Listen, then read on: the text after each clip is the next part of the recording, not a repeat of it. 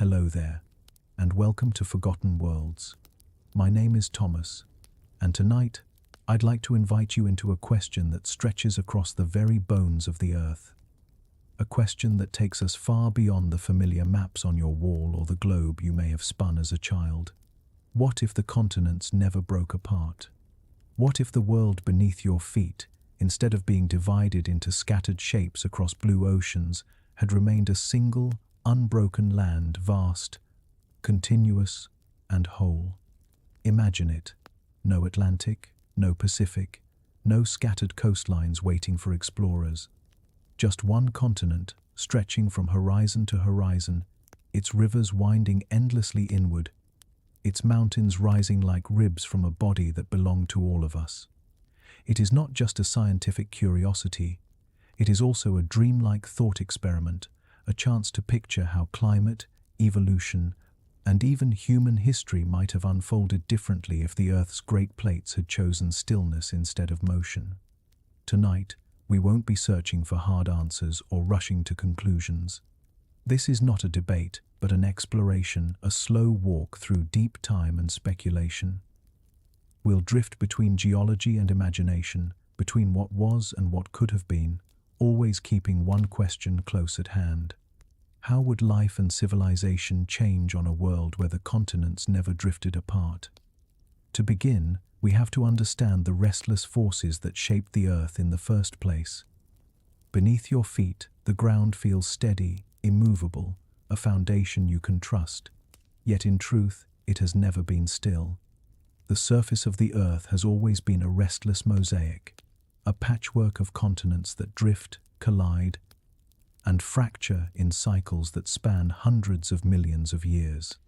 To us, these movements are invisible, far too slow for the human eye, yet given time, they are powerful enough to rearrange the face of the entire planet. The continents as we know them, Africa, Asia, the Americas, Europe, Australia, Antarctica, are only one temporary arrangement in an ancient and ongoing dance. The world map you carry in your mind, with its familiar outlines and blue oceans between, is but a single frame in a vast geological film. Long before our coastlines took shape, the Earth gathered its lands into colossal unions, only to tear them apart again. These fleeting unions are called supercontinents, and they are among the most awe-inspiring phenomena in Earth's deep history. The most famous of these supercontinents is Pangaea, which began forming about 335 million years ago. By 175 million years ago, it had already begun to split apart, its fragments drifting into the scattered continents we recognize today. Picture it. One unbroken landmass stretching across much of the globe, encircled by a single immense ocean sometimes called Panthalassa. No Atlantic dividing Europe from the Americas, no Pacific cutting Asia from distant shores. Just land, vast and continuous, bordered by a horizon of endless water. Imagine walking across it. You might begin in what we now call North America, move eastward through Europe, and continue into Asia without ever seeing the ocean. You could turn south and walk into Africa or South America without once setting foot on a boat. A world of continents fused into one body, unbroken and immense. But Pangaea was not unique. Long before it, other supercontinents had taken their turn in the Earth's grand experiment with unity. Around 1 billion years ago, there was Rodinia, its name meaning homeland in Russian, a vast landmass whose precise outlines remain debated, but whose presence shaped Earth's climate and oceans in profound ways. Earlier still was Columbia, sometimes called Nuna, which formed nearly 1.8 billion years ago during the Proterozoic Eon. Columbia stretched across the planet when the atmosphere was just beginning to fill with oxygen, when life was still microscopic, yet already busy transforming the chemistry of the seas. Later came Gondwana, often remembered as a southern fragment of Pangaea, but in truth a supercontinent of its own, uniting Africa, South America, Antarctica, India and Australia long before they became separate nations on a map. Each of these supercontinents lived for hundreds of millions of years before succumbing to the same restless forces that created them. The Earth's crust is not a solid shell, but a collection of plates floating atop a softer, hotter mantle. These plates drift slowly, driven by convection currents in the mantle's molten rock.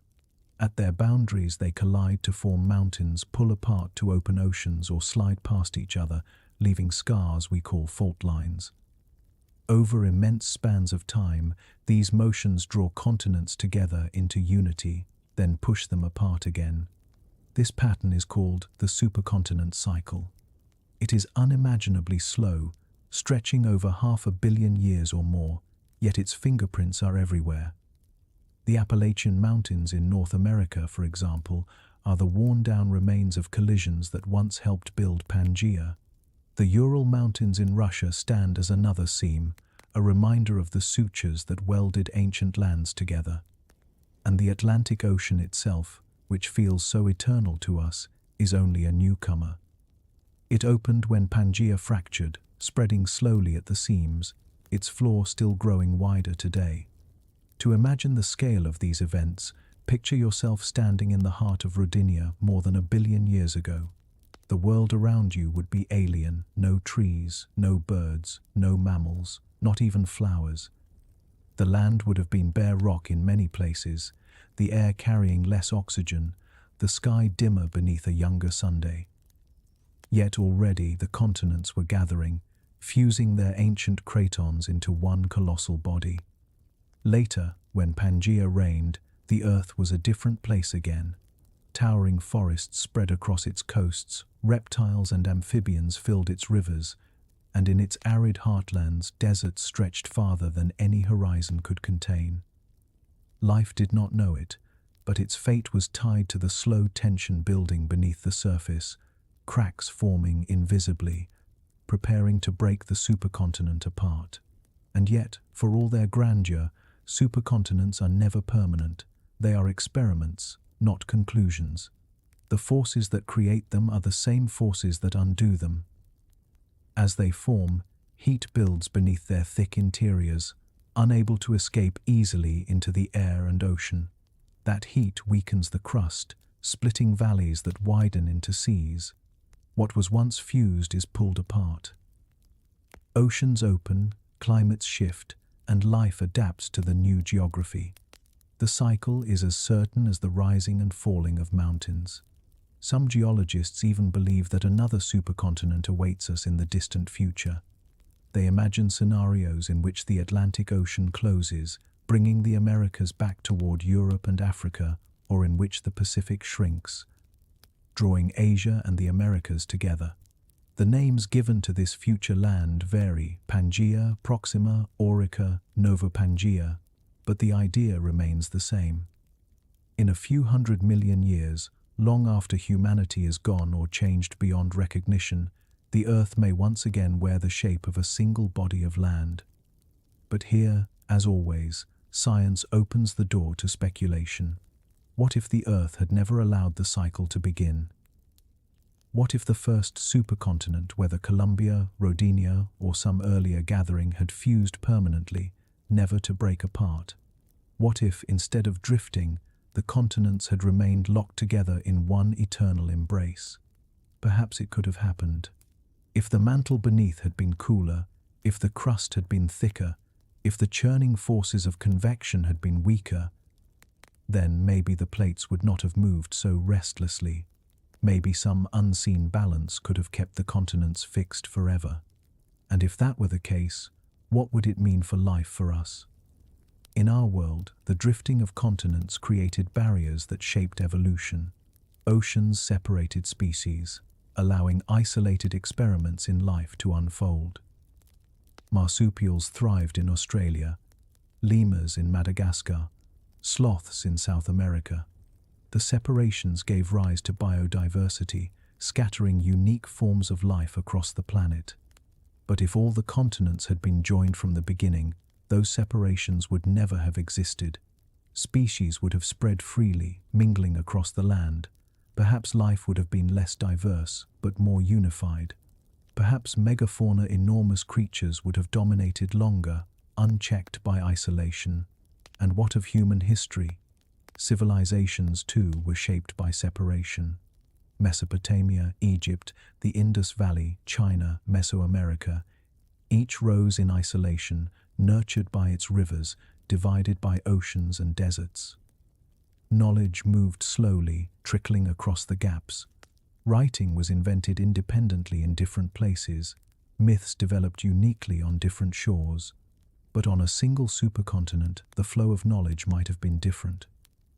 Imagine wisdom spreading across thousands of miles with no ocean to block its path. Imagine a world where agriculture, astronomy, and philosophy spread in unison, not in fragments. Perhaps humanity would have become one people far earlier, bound not by conquest, but by continuity. It is only speculation, of course. Yet it lingers, this idea that a single land could have shaped not only geology and climate, but the very course of our minds, our cultures, our sense of self. The science of supercontinents reminds us that the ground beneath us is never fixed, that Earth itself is a restless storyteller, forever revising the script of its surface. But it also invites us to dream, to ask what might have been if the continents had never learned to drift apart.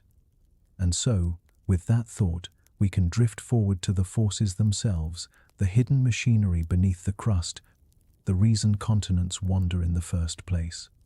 Beneath the continents, deep below the bedrock that feels so permanent, lies the secret machinery of a restless planet. The Earth is not solid through and through. It is layered, a thin crust on top, a mantle of slowly churning rock beneath, and at its heart, a core of molten iron and nickel that spins and flows like the beating heart of some vast organism. It is the mantle, that great sea of rock heated by the planet's interior, that drives the drifting of continents. Though stone feels rigid in our hands, under pressure and heat, it becomes something different. Over millions of years, the mantle behaves more like a fluid than a solid, creeping upward in slow convection currents. Hotter material rises from deep within, cooler material sinks downward, and together these currents act like a conveyor belt upon which the continents are carried. The crust is broken into enormous slabs we call tectonic plates. Some of these plates carry the continents we live on, while others form the floor of the oceans. At their boundaries, they interact with a kind of patient violence. Where they pull apart, new crust forms in long underwater seams, ridges where molten rock seeps upward to build fresh ocean floor. This is called seafloor spreading, and it is the quiet engine that once split Pangaea apart. Where plates collide, mountains thrust upward into the sky. The Himalayas, still rising today, are the product of India pressing into Asia. Where plates slip past one another, earthquakes ripple outward, sudden reminders of the constant motion below. Without this restless tectonic ballet, Earth would be an entirely different planet.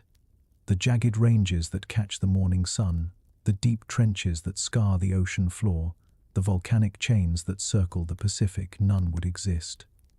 Mountains would not rise, volcanoes would not erupt, and the face of the world would be smoother, quieter, but also strangely lifeless. For it is tectonics that recycles carbon between the crust, ocean, and atmosphere, helping to regulate climate over billions of years. It is tectonics that creates fertile soils through the grinding down of stone, and tectonics that reshapes coastlines, opening new habitats for life. In other words, the very movement that tears continents apart is also the movement that sustains life. And yet, in our speculation, we are invited to imagine otherwise. What if this hidden machinery had never stirred? What if the mantle had cooled too quickly, leaving the plates locked in place? What if the crust had fused into one unbroken shell, an armor of stone that never fractured? The continents would never have drifted, and Earth's story would have been flatter, less dynamic. Perhaps the oceans would have been small, shallow, and unchanging, hemmed in by one continuous landmass. Perhaps the skies would have been harsher, with fewer gentle cycles of carbon and oxygen to balance the climate. Without tectonics, volcanoes would not have replenished the atmosphere with greenhouse gases, and the Earth might have slipped into deep freezes that never ended. Or perhaps the opposite, perhaps without subduction, carbon would never be drawn down into the mantle, and the planet would have overheated under a choking blanket of gases. In either case, a still planet would not be the one we know. Life as we understand it might never have thrived. But let us drift a little further into the speculative. Suppose the Earth had remained locked into a single continent, not because its mantle was inert, but because some other force, some hidden mechanism kept the plates from drifting apart. A cooler interior, a thicker crust, or even an unusual balance of pressure and chemistry that prevented the rise and fall of mantle currents. What if the planet had chosen stability over movement? Some might wonder, is it possible that such stability was not accidental? Could it be that long before our species walked the Earth, knowledge of these cycles, knowledge far beyond what we claim as modern, was already understood? Myths across cultures speak of worlds that were whole, of golden ages when the land was one. We dismiss these as metaphor, but what if they are distant echoes of something remembered, something glimpsed in the deep time of human imagination? In our own history, the understanding of plate tectonics is recent, only fully accepted in the 20th century. And yet, to stand on a mountain ridge, to feel the tremor of an earthquake, to see the line of volcanoes smoking against the horizon, is to know instinctively that the Earth is alive and moving. Perhaps earlier peoples sensed this. Perhaps advanced knowledge, once common and now forgotten, saw the Earth's drifting continents not as an abstract theory but as a living rhythm, a cycle they wove into their cosmologies. It is easy to think that knowledge always progresses, moving forward like a line. But history shows us that wisdom can be lost, buried, or erased, just as continents themselves vanish into the mantle. Could it be that in a world where the continents never broke apart, where humanity rose upon a single, unbroken land, knowledge might have been shared differently and perhaps preserved in ways we no longer recall? The machinery of tectonics explains why continents drift, why mountains rise, and why oceans open. It tells us that Earth is alive with hidden motion. But in asking what might hold the continents together forever, we open a deeper question not only about geology, but about memory, culture, and the mysterious possibility that what we call ancient knowledge may have roots we have not yet uncovered. And as we leave this layer of the Earth's story, one thing remains clear. The drifting of continents is not just a matter of stone and fire, but a force that has shaped the entire history of life, climate, and civilization. To imagine a world where it never happened is to imagine a planet profoundly different from our own. Now, let us step out of theory and into vision. Picture the Earth not as a scatter of continents drifting apart, but as one single, vast, unbroken body of land. A planet dominated by a supercontinent that has never fractured, never splintered into the world map, you know. Close your eyes and imagine standing at its heart. No ocean is near. The smell of salt is gone. The air is dry, and the horizon stretches flat and endless. Around you, the land reaches in every direction, so wide and unbroken that the nearest coast may be thousands of kilometers away, farther than any caravan could hope to travel in a lifetime. This is a world of interiors, of heartlands so immense they make the Sahara look small, deserts spreading for months of walking, their dunes shaped by winds untempered by nearby seas. Here and there, mountains rise like the spine of a giant creature, folded upward when ancient plates collided but never broken apart. Imagine ranges larger than the Himalayas, chains of stone so vast that they cut climates in half. On one side, rainfall gathers into colossal rivers. On the other, arid basins stretch into desolation. The rivers themselves become worlds within worlds, liquid highways winding across thousands of kilometers, cutting deep valleys into the rock, gathering tributaries until they roar across the land like silver arteries. This is the reality of a single supercontinent. With fewer coastlines, oceans are pushed to the margins. The seas are distant, their moderating touch absent from the interior. Without their influence, the land grows harsh. Summers burn, winters bite, and storms rage with little to break their force. Inland, climates are extreme, shifting between drought and flood, furnace and ice. Along the coasts, where ocean breezes can still reach, life is more forgiving.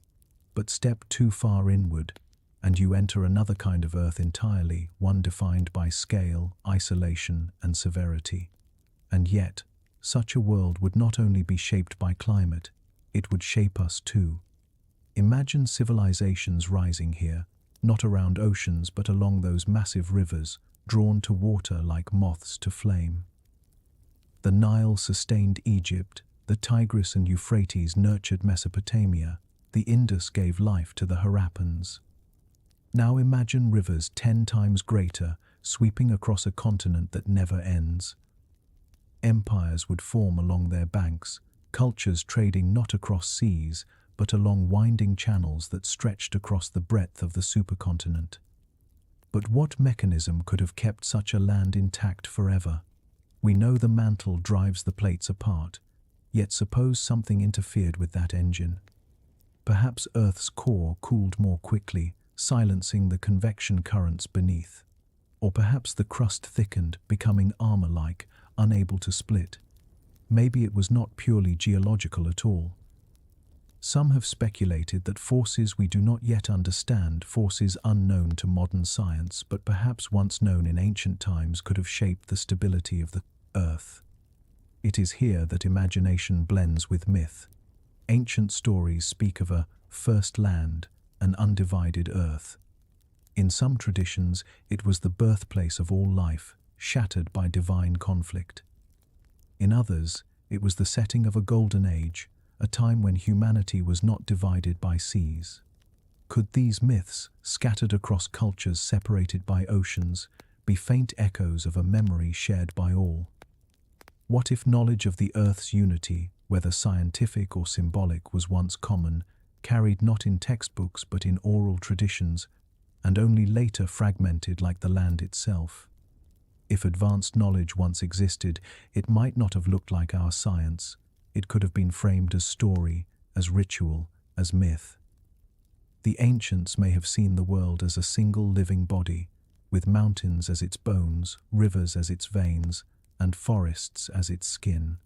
In their vision, perhaps the land was whole, not divided. Perhaps they understood in a way we have forgotten what it means to live on a world where all is connected.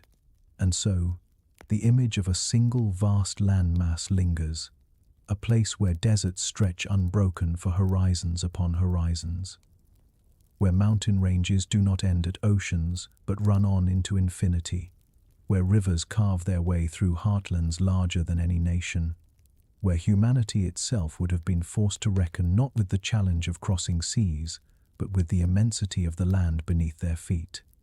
This is more than geology. It is an alternate canvas upon which life, culture, and civilization might have painted an entirely different story. To imagine life on a planet of one unbroken continent, we must linger on the climate it would create. For climate is not just the background of life, it is the stage upon which every drama unfolds, from the evolution of species to the rise and fall of civilizations. A supercontinent that never fractured would be ruled by extremes. Along the margins, where ocean meets land, there would still be moderation. Seas carry heat, distribute moisture, and soften the sharp edges of weather. But step inland, deeper and deeper into the colossal heart of this single landmass, and the ocean's influence would fade until it disappeared entirely. What remains is a climate dominated not by balance, but by severity. Gigantic continental interiors would be hot and dry. Without oceans to carry rain inward, moisture would fall mostly at the coasts, leaving the vast center in near-permanent drought. Deserts would sprawl across the middle of the supercontinent, stretching for millions of square kilometers. These would not be like the Sahara, bordered by seas and crossed by trade winds, but deserts that seemed endless, where horizons vanished into shimmering heat. Summer temperatures would soar, unbroken by the relief of rain, while winters would plunge into bitter cold. The soil would turn to dust, and storms of sand would march across the land like armies.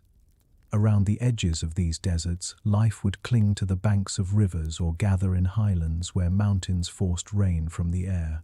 Here, storms would rage with intensity. Without the moderating touch of nearby seas, weather systems would build unchecked, fueled by heat rising from the continental surface.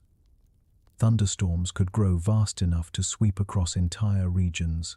Lightning would ignite dry forests and grasslands, setting fires that burned for weeks. And when the seasons turned, the pendulum might swing too far in the other direction. Megadroughts followed by catastrophic floods, each reshaping the fragile rhythm of life. Such a world would mean fewer of the gentle coastal climates that cradle our civilizations today.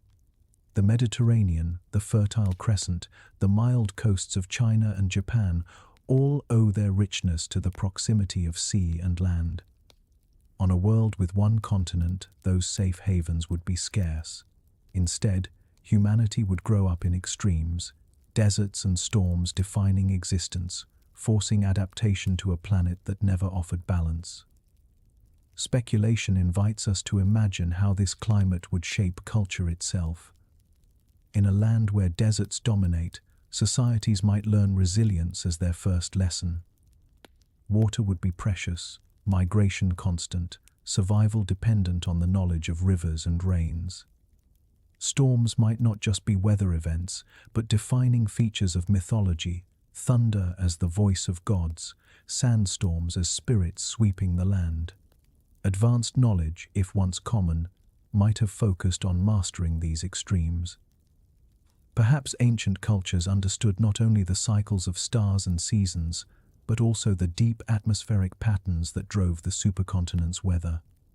Their myths could have been more than stories encoded wisdom about when storms would come, where rivers would shift, how to survive in a land ruled by fire and dust.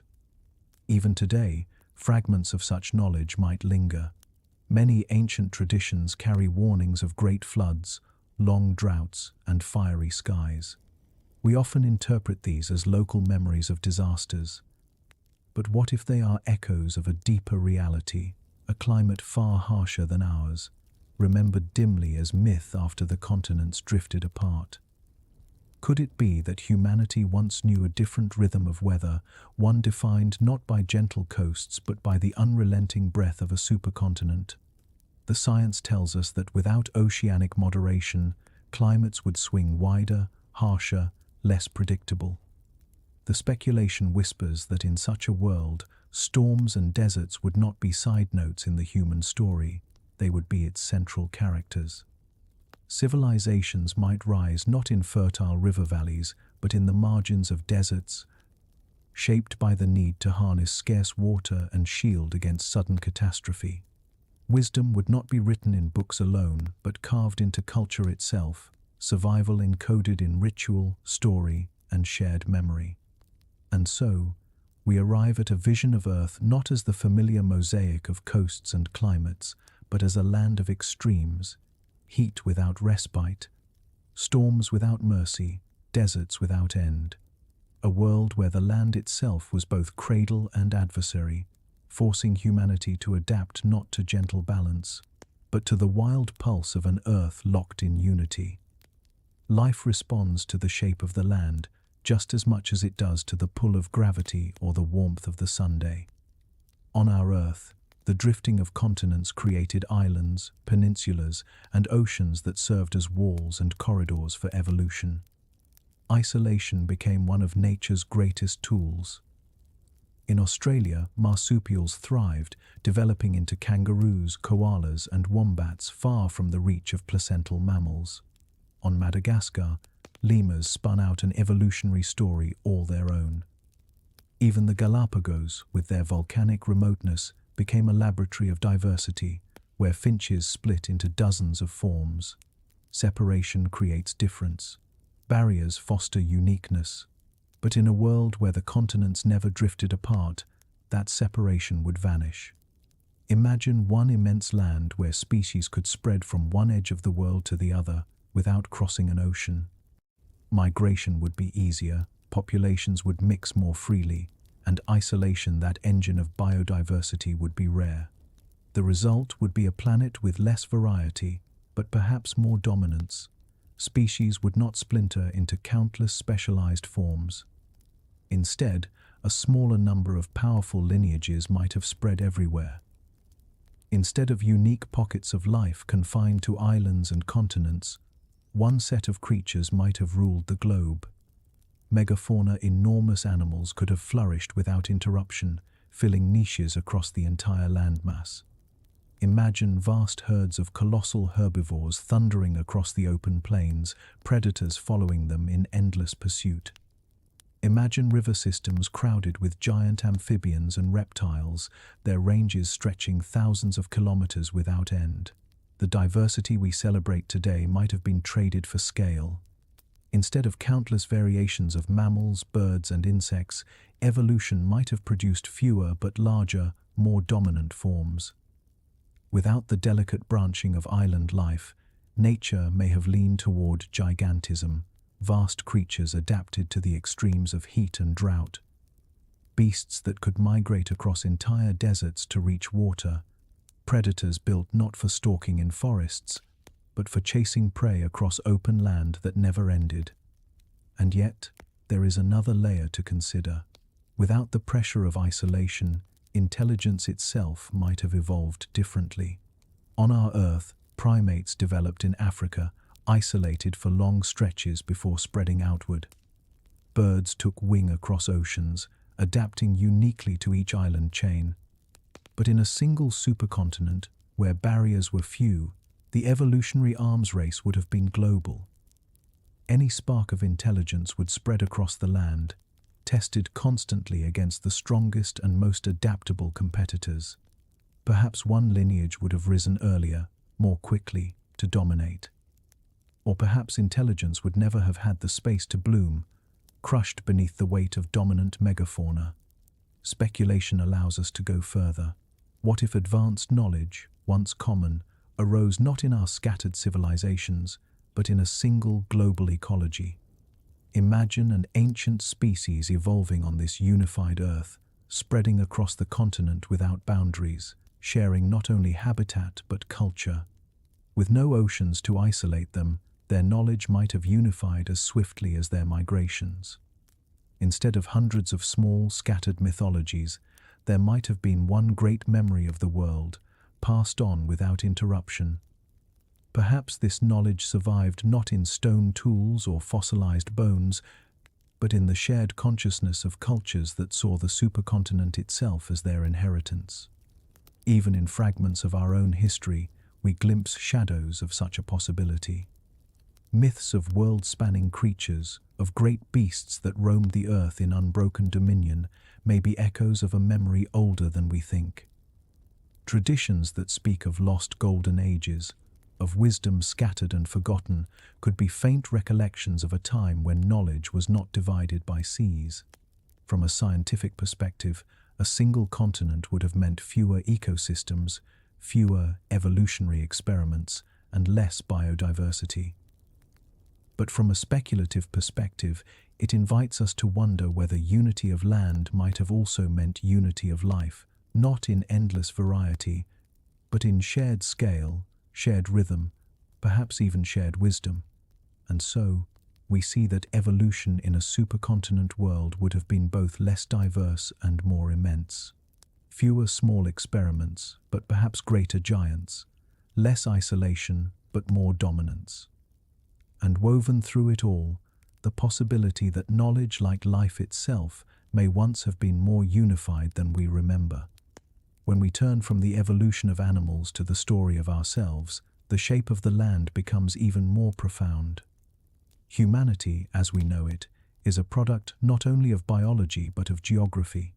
The separation of continents, the barriers of oceans and mountains, the scattering of climates and habitats, all of these gave rise to the mosaic of peoples, cultures, and languages that now cover the earth. But imagine a different path.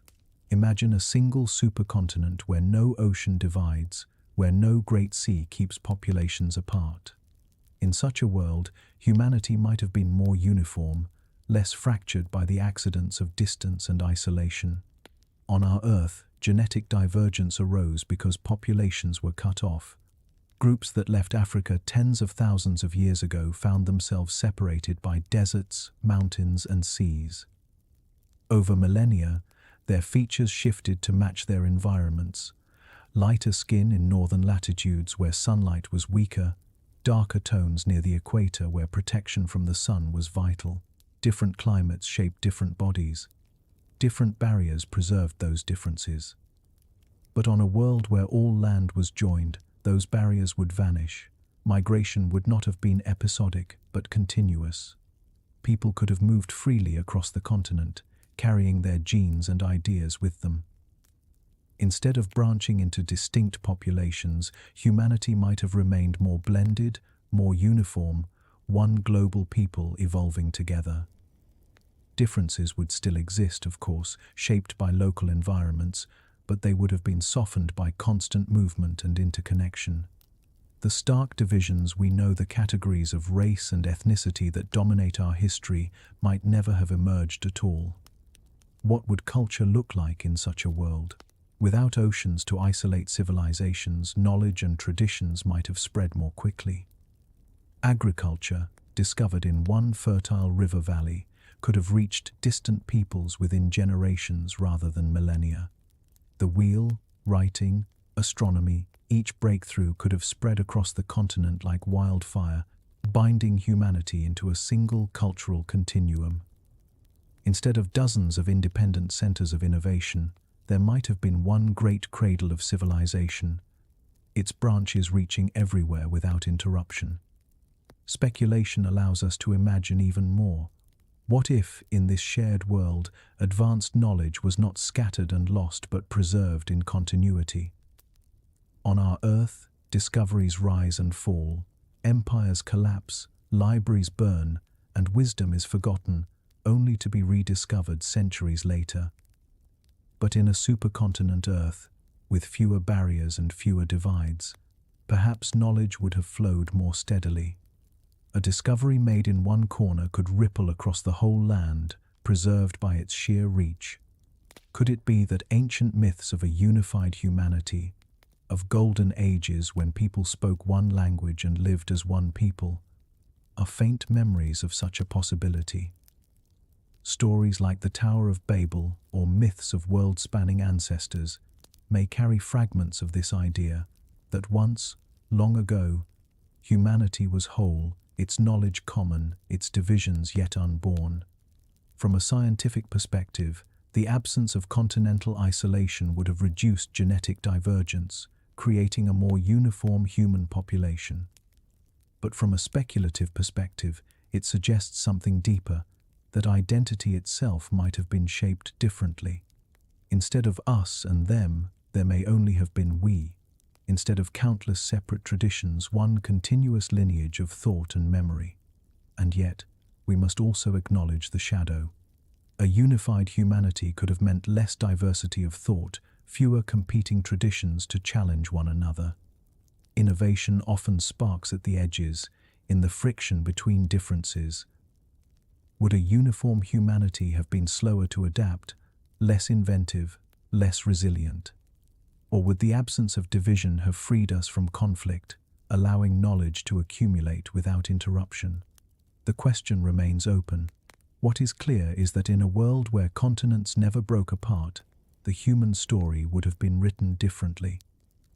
The shape of our faces, the color of our skin, the languages we speak, even the myths we tell, all would reflect a single land, a single people, a shared evolution without interruption.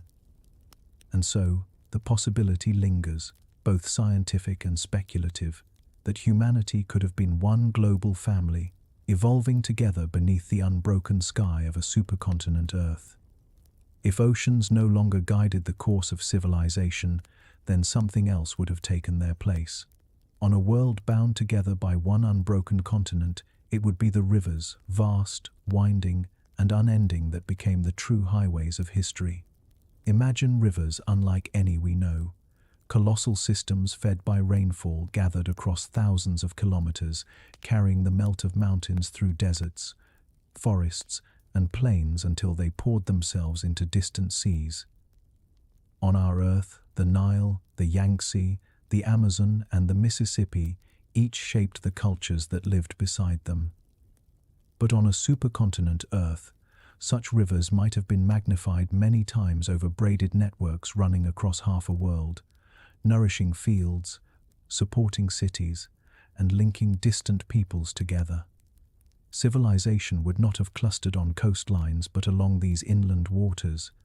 Instead of ports on seas, capitals would have risen beside river deltas, trading hubs where goods flowed not across oceans but downstream. The great arteries of water would have carried grain, stone, and story across distances unimaginable to us. Boats would not be built for open seas but for rivers, designed to follow winding channels that cut deep into the land. A world of barges and river fleets, gliding not toward horizons of salt water, but toward the next great city on a bend hundreds of kilometers away. These rivers would have been more than infrastructure. They would have been lifelines, sacred and essential. Myths might have described them as veins of the earth, carrying not just water but memory itself. Cultures would have traced their origin stories to the banks of rivers, their calendars to the floods and droughts that governed them. To live far from a river would have been to live on the margins, cut off from the great current of civilization. And as civilizations expanded, the rivers would have bound them together. Where oceans divide, rivers connect. A discovery made in the upper reaches could flow downstream, carried not only by traders but by the water itself. Ideas would move as quickly as boats, spreading technologies, languages, and beliefs far beyond their points of origin. On our Earth, it took millennia for knowledge to cross oceans. On a supercontinent Earth, knowledge might have spread across the land within centuries, even decades. Speculation invites us to see even deeper. What if advanced knowledge, once common, was not only preserved but deliberately carried by rivers? Imagine ancient peoples understanding the hydraulic pulse of the continent, not just local floods, but the continental scale cycles of rain and drought, river rise and fall. Perhaps they saw rivers as teachers, their courses reflecting deeper truths about the balance of the world. Perhaps wisdom was shared along these waters, encoded in songs, carved into stones at riverbanks, or passed in the stories of travelers drifting downstream. Over generations, the rivers may have been the archives of a united humanity, carrying not only trade but memory itself. Even today, fragments of this vision can be glimpsed. Many of the oldest civilizations trace their power to rivers: the Nile, the Indus, the Yellow River. Their myths speak of floods that cleansed or destroyed, of gods that dwelled in waters, of journeys undertaken along currents that never stopped. Perhaps these stories are not just local, but echoes of a time when rivers were the center of everything, when they replaced oceans as the connective tissue of a single supercontinent Earth. And so, we see a world where the waterways of the interior become the highways of civilization. Oceans are the edges, rivers are the lifeblood. A planet where culture, trade, and memory move not on waves, but on currents that never rest. When we imagine culture in a world bound by one unbroken continent, the absence of oceans reshapes everything. On our Earth, distance and separation gave birth to difference. Egypt rose on the Nile, China along the Yellow River, the Maya in the Americas, each developing in relative isolation, their knowledge, myths, and technologies branching in unique directions. It was the oceans that enforced that isolation, making the world a patchwork of civilizations. But on a supercontinent Earth, there would be no such separation. The rivers of the interior would have connected, not divided, and knowledge would have spread more quickly, rippling outward across the whole of humanity. Civilizations would not have grown apart like branches of a tree, but together, like strands woven into a single braid. Ideas that on our earth emerged in pockets: agriculture in Mesopotamia, writing in Sumer, bronze casting in China, philosophy in Greece, astronomy in Mesoamerica might all have merged much earlier. A discovery in one valley could travel along rivers, across plains, and through mountains until it reached distant peoples within generations. Instead of parallel inventions arising independently, humanity might have shared one great, continuous wave of knowledge. This would have created a cultural landscape very different from our own.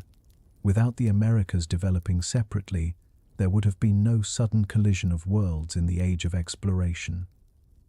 Without an isolated Pacific, no Polynesian navigators discovering islands with only the stars as their guide. Instead, there would have been a single, interwoven civilization stretching across the land, its cultures more similar than different. Some might imagine this as a loss: fewer distinct languages, fewer unique traditions, less diversity of story. Yet others might see it as a gain, a faster, more connected rise of humanity, one where ideas did not have to be rediscovered again and again. The myths of one region might have flowed seamlessly into another, creating a shared tapestry of belief. The sciences of one valley might have strengthened the technologies of another. Instead of silos of knowledge, there would have been continuity. Speculation takes us further.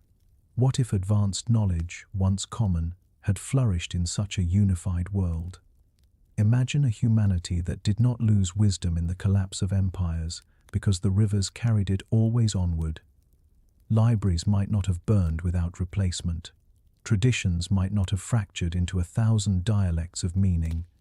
Instead, there could have been one great memory, preserved across the land like the flow of a river itself.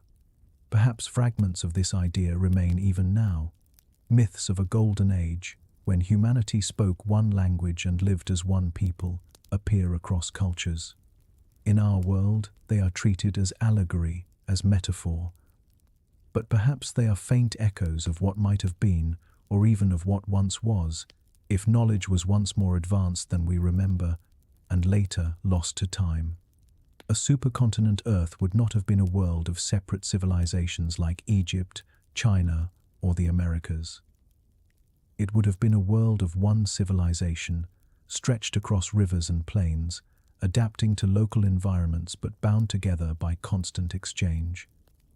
Knowledge would not have been scattered and rediscovered, but shared and preserved, flowing as surely as the rivers that sustained it. And so, we see that culture itself, the myths we tell, the languages we speak, the technologies we build would have been shaped by the unity of the land. Oceans divide, rivers connect.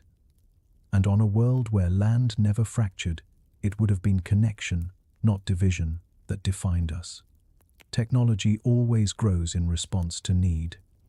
On our Earth, the sea was a challenge that demanded solutions: sails to catch the wind, compasses to hold direction, hulls strong enough to cross waves. Maritime technology shaped entire eras. The Phoenicians navigating the Mediterranean, the Vikings reaching Iceland and Greenland, the great Chinese fleets of the Ming dynasty, the caravels that carried Columbus across the Atlantic. The sea called forth invention, and invention answered. But on a supercontinent Earth, the ocean would have been too distant, too peripheral, to inspire the same urgency. Few would have seen it, fewer still would have needed to cross it. There would be no rivals staring at each other across narrow seas, no hunger to connect distant continents, no curiosity driven by the unknown horizon. The great maritime traditions of our history might never have been born. Instead, innovation would have turned inward. Land-based technology would have dominated. Roads stretching for thousands of kilometers across plains. Caravans built not for trade across oceans, but for journeys through deserts and forests. Beasts of burden bred for endurance rather than speed. Wagons designed to carry goods along river valleys rather than across waves. Where our Earth gave rise to navies, this Earth would have given rise to networks, great arteries of trade flowing across the land, supported by bridges, tunnels, and fortifications on a scale we can barely imagine. Empires, too, would have reflected this land-bound focus. On our Earth, sea power often determined supremacy. Athens rose on its navy, Rome controlled the Mediterranean, Britain ruled through its fleets. But on a single continent, the empires that mattered would have been measured not in ships but in armies, vast hosts marching across deserts and mountains, supplied by roads and rivers. Control of land routes, not sea lanes, would have decided history. And because there were no oceans to divide, these empires might have grown larger than anything we have ever known. On our Earth, no empire has truly spanned the globe. The distances were too vast, the oceans too wide. But on a supercontinent Earth, it would have been possible. One empire, stretching across thousands of kilometers, linking cultures and climates under a single banner. Perhaps it would have fractured, as empires always do, but perhaps it would have endured, its continuity preserved by the rivers and roads that tied its heartlands together.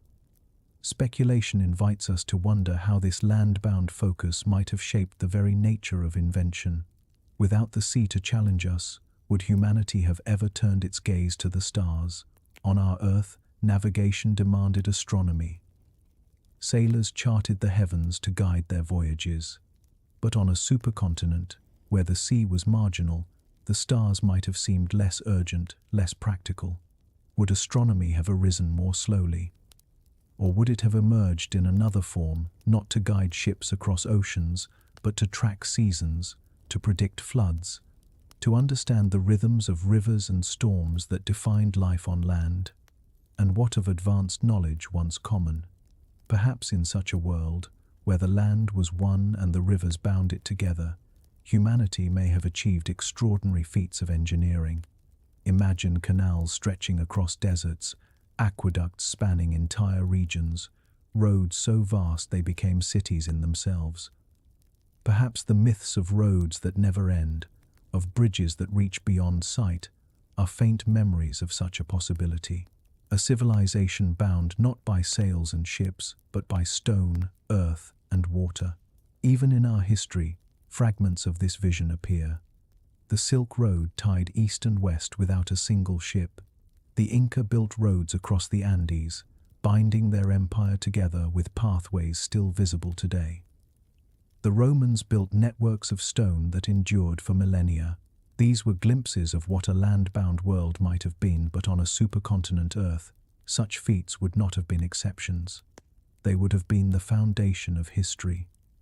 And so, we imagine a world where maritime technology was delayed, perhaps unnecessary, where the word empire meant not fleets and admirals, but roads and generals, where technology bent itself to the land, not the sea. And perhaps in that bending, knowledge was preserved in ways we cannot yet imagine, wisdom carried across plains and deserts, remembered not as myth but as lived reality. If technology bent itself to the land, then empire followed the same course. On our Earth, oceans acted as walls, limiting the reach of kingdoms and dynasties. Even the most ambitious rulers were constrained by seas they could not easily cross. Alexander's empire faltered at the edges of India. Rome, for all its reach, was held in place by the Mediterranean. Britain ruled the seas, but its power scattered across islands and coasts rather than one seamless land. But on a supercontinent Earth, empire would have stretched in ways we can hardly imagine. With no seas to divide, armies could march endlessly, caravans could carry supplies across plains, and roads could extend farther than the horizon. Borders would not be oceans, but deserts, rivers, and mountains vast, yes, but never impassable. These empires would have been colossal, spanning thousands of miles, swallowing regions that on our Earth developed as separate civilizations. Instead of a patchwork of powers, there might have been only a few, or perhaps even one vast dominion covering half the world. To hold such power, rulers would have needed massive bureaucracies, networks of communication, and systems of law that touched every corner of their domains. The scale of governance itself would have been transformed. Yet with size comes fragility. The larger an empire grows, the more difficult it becomes to defend. Borders on a single continent would have been long, open, and exposed. Desert frontiers could be crossed by migrating tribes. Mountain passes could funnel armies toward fertile valleys. War would not be confined to regional struggles. It would be continental. Campaigns could last decades, armies moving across distances so vast they seemed endless. Victories and defeats would reshape not just nations, but the fate of the entire human world. Speculation allows us to peer into this imagined history. What if advanced knowledge, once common, was tied to these empires? Perhaps they mastered communication across such distances not with ships and sails, but with networks of roads, towers, or signals that spanned the land. Perhaps they developed early forms of information transfer, carried along their arteries of stone and river. What if stories of lost empires in ancient texts are faint memories of such colossal dominions, their wisdom scattered when unity collapsed? It is worth considering how myths already echo with the idea of boundless kingdoms. Tales of empires that covered the earth, of kings who ruled all peoples, of golden ages when humanity was one. These stories may reflect yearning, but they may also hold memory not of what was, but of what could have been in a world where land offered no natural end. The consequences of such empires would ripple far beyond politics. Culture itself would have been shaped by their continuity. Without separation, art and science might have spread across the continent under the auspices of a single ruling power. Languages could have been standardized, myths harmonized, traditions fused. Where our world saw diversity, this world might have seen uniformity, an empire of culture as much as of armies. And yet, even in this unity, conflict would never have disappeared. The struggle for land, for rivers, for fertile soil would have been relentless.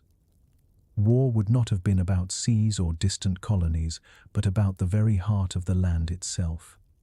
Generations would have lived under the shadow of continental wars, their lives tied to battles fought far beyond their sight. So, the image emerges of a world dominated by empires without end, vast dominions stretching across deserts, mountains and plains, their borders fragile, their wars immense.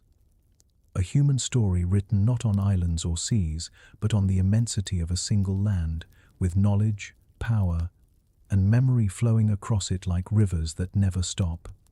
If empires could stretch without end across a single continent, then it is only a small step further to imagine the rise of something even greater, a civilization that was not regional but global. On our Earth, unity has always been elusive. Geography itself divided us. Oceans held back explorers for millennia, isolating entire populations from one another. By the time ships finally crossed the Atlantic and Pacific, cultures had diverged so deeply that their meeting was violent, transformative, and irreversible. But on a world of one land, separated by no seas, the possibility of a single civilization emerges much earlier. With roads, rivers, and empires already tying regions together, it is not difficult to imagine that sooner or later, one power might rise strong enough to bind the entire human population into a single cultural and political whole. Not a patchwork of kingdoms and empires, but one world civilization, born not in the modern era of globalization but thousands of years earlier. Think of what this would mean: a universal language spreading across plains and valleys, laws and customs standardized across thousands of kilometers, technologies and philosophies shared without interruption. Where our Earth saw separate renaissances in Athens, in Baghdad, in Renaissance Europe, this Earth might have seen one great flowering, continuous and interconnected, where the wisdom of one region instantly enriched the rest. The consequences are staggering. Instead of waiting until the 20th century for a global community to emerge, humanity might have achieved unity in antiquity. There might have been no Cold War, No colonial rivalries, no centuries of fractured empires competing for dominance. Instead, there could have been a single arc of development, moving steadily forward, each generation building upon the last, without the setbacks of isolation and rediscovery. Speculation allows us to step deeper. What if advanced knowledge, once common, had already risen under such a civilization? Perhaps the myths of forgotten golden ages when humanity lived in unity, when wisdom stretched across the earth, are echoes of this very possibility. We often interpret them as allegory, as metaphor for longing. But could they be fragments of memory, faint recollections of a time when knowledge was indeed shared by all, before being lost in collapse? It is not difficult to imagine what such a civilization could have achieved. With the entire human population working within a single cultural continuum, science might have advanced faster.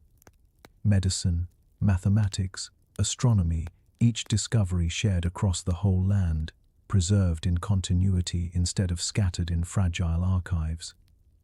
Catastrophes might still have come: droughts, plagues, wars, but they would have been faced by a united humanity, not a fractured one. Perhaps such unity would have allowed us to reach technological milestones far earlier: printing, steam power, electricity, even spaceflight emerging not in the last few centuries, but in the ancient world. Yet unity carries its own shadow. A single civilization might also have meant a single failure. On our Earth, diversity allowed resilience. When one culture collapsed, another survived. But in a world of unity, a catastrophe could have toppled everything at once. Knowledge, however advanced, might still have been fragile. One mistake, one disaster, and the world could have fallen into silence. Perhaps this is why so many myths speak of lost worlds, of knowledge buried and forgotten, of civilizations erased so completely that only whispers remain. Still, the vision is haunting. A humanity that achieved global unity not in our own time, but in antiquity. A world civilization that rose upon the backbone of a supercontinent, reaching heights of knowledge and culture far beyond what we remember. And so, we can imagine Earth not as a stage for rival nations, but as one vast community, its history a single story written in continuity. Whether that story ended in triumph or collapse, whether it preserved knowledge or lost it to myth, remains a question that lingers like a shadow across time.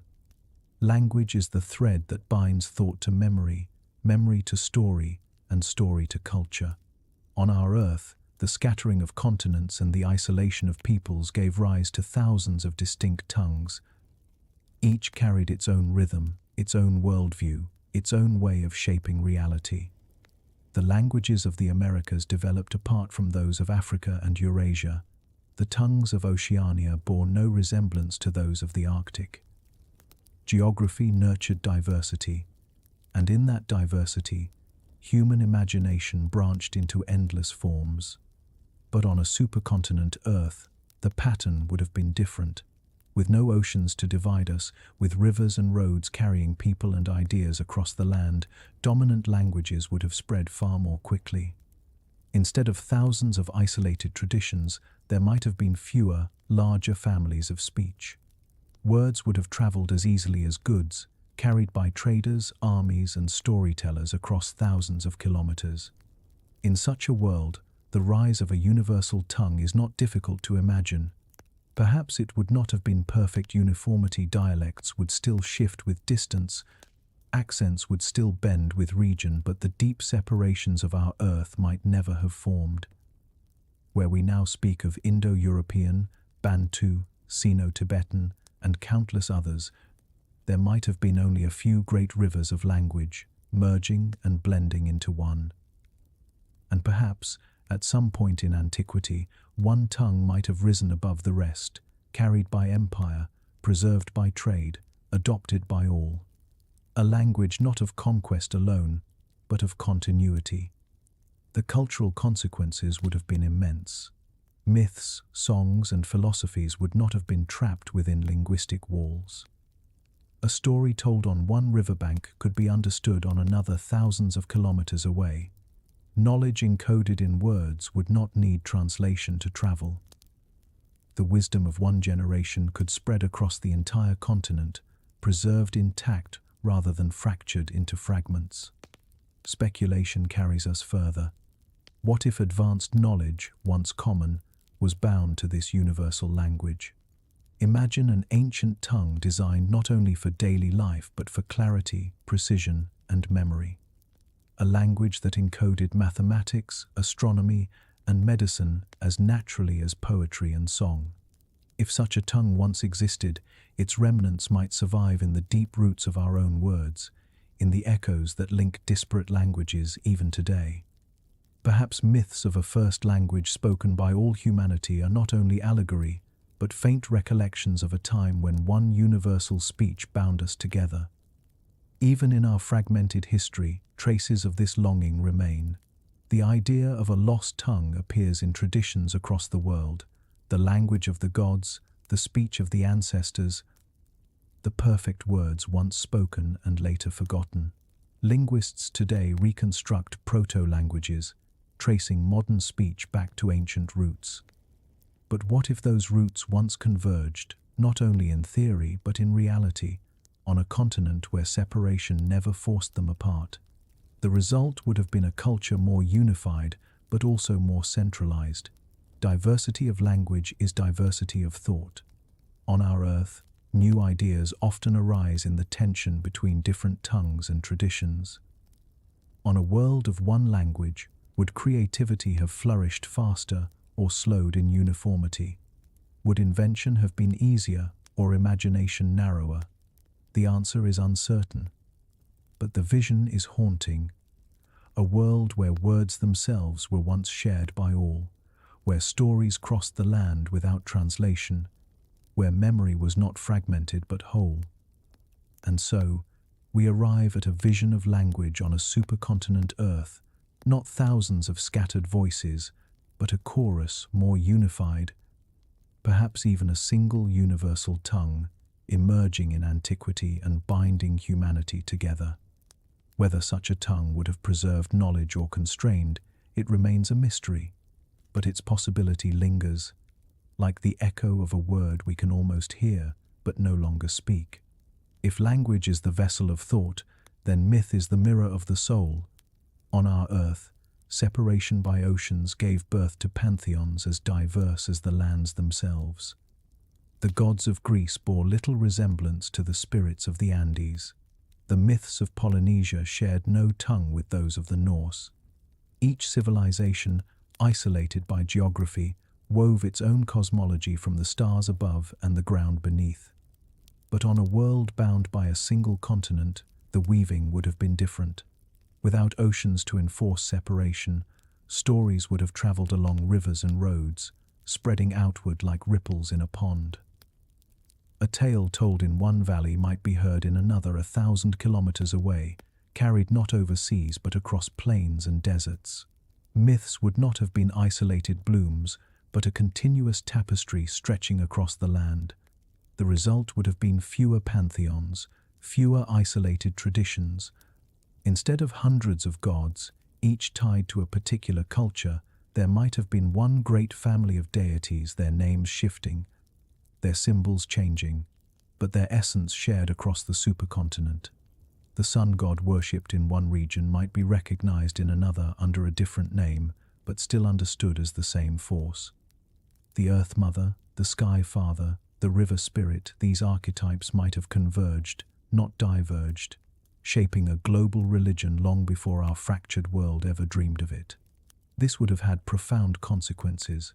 Shared mythologies would have bound cultures together, creating a common framework of meaning. Festivals and rituals would not have been local alone but continental, celebrated across vast distances. Pilgrimages might have stretched for thousands of kilometers, uniting distant peoples in shared acts of devotion. Faith would have been not only spiritual but political, binding empires through a shared sacred order. Speculation carries us deeper. What if advanced knowledge, once common, was encoded within these myths? On our Earth, ancient stories often carry hidden layers of meaning, astronomical alignments disguised as legends, agricultural cycles preserved as parables, even mathematical truths woven into creation tales.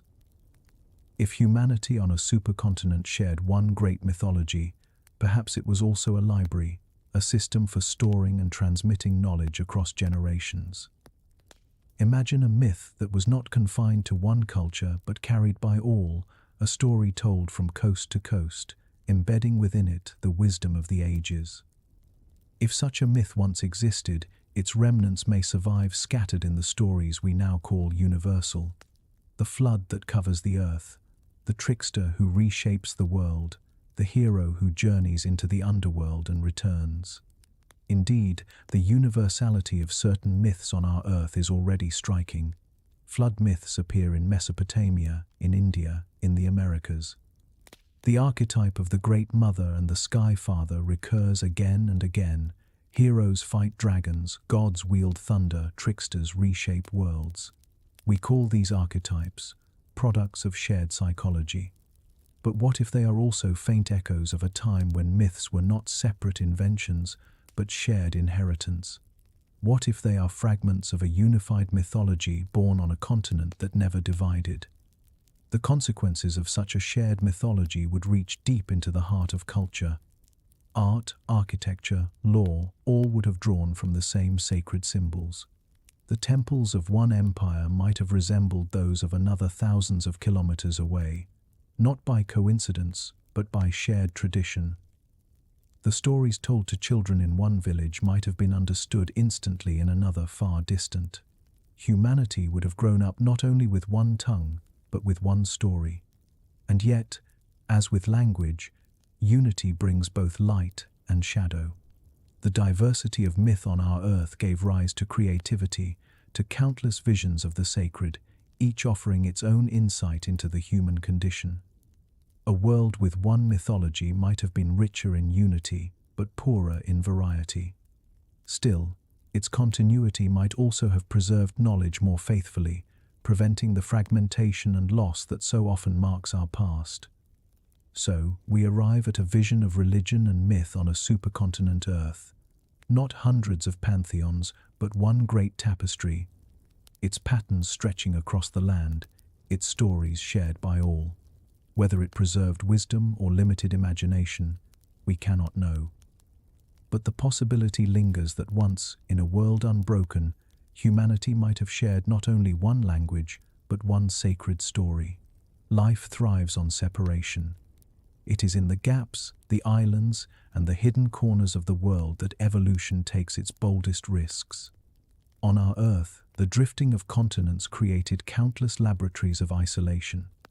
Australia, split from the rest of the world for millions of years, became the home of marsupials, kangaroos, wombats, and koalas, creatures that might have vanished had they faced constant competition from placental mammals. Madagascar gave the lemurs their stage, an island where they could flourish into dozens of forms. Even small islands like the Galapagos became cradles of strange experiments, finches evolving different beaks, iguanas taking to the sea, tortoises growing to colossal size. But on a world bound by a single continent, those separations would never have existed. There would be no Australia set apart, no Madagascar holding its secrets. The experiments of isolation would have been erased before they began. The same species would have spread everywhere, carrying their dominance from one end of the continent to the other. Diversity would have been flattened, and the living world more uniform. Imagine such a land. No marsupials hopping across open plains, no lemurs leaping through forest canopies, no rare and fragile creatures born of distance. Instead, the great predators and grazers would have spread unhindered, their ranges continental. Lions or something like them might have roamed across half the earth. Herds of grazers might have migrated from one horizon to the other, unbroken by seas. Reptiles and amphibians would have occupied every river system, insects buzzing across plains without boundary. The loss would not have been small. Biodiversity is not just a catalogue of species, it is resilience. Each unique adaptation is a safeguard against change. On our Earth, isolation created redundancy in life's systems, multiple answers to the same challenges, scattered across different lands. On a supercontinent Earth, there would have been fewer answers, fewer experiments. When catastrophe came, drought, disease, or climate shift, the consequences could have been more devastating. Entire lineages might have vanished at once, leaving the web of life thinner, weaker. Speculation draws us further. What if advanced knowledge, once common, included awareness of this loss? Perhaps ancient peoples living on such a world recognized that life was less varied, that the same creatures stretched endlessly across the land. Perhaps they mourned the absence of difference, the lack of strange and wonderful forms that islands and isolation bring. Their myths might have spoken of hidden lands that never existed, dreamt of places where new creatures waited, but which could never be reached because there were no seas to cross. Or perhaps they understood in a way we do not that a world too uniform was fragile, that sameness carries danger. Maybe their wisdom, now scattered, once warned of this truth, that life depends on diversity, and diversity depends on separation. Even in our fragmented world, the memory of such an idea lingers. Myths of paradises filled with strange beasts, of lands where animals speak or take new forms, of islands where life is transformed. These may be shadows of a longing, a recognition of what a united world cannot provide. And so, the vision of biodiversity on a supercontinent Earth is one of loss. No marsupials in Australia, no lemurs in Madagascar, no island experiments. A planet filled with life, yes, but less surprising, less varied, less resilient.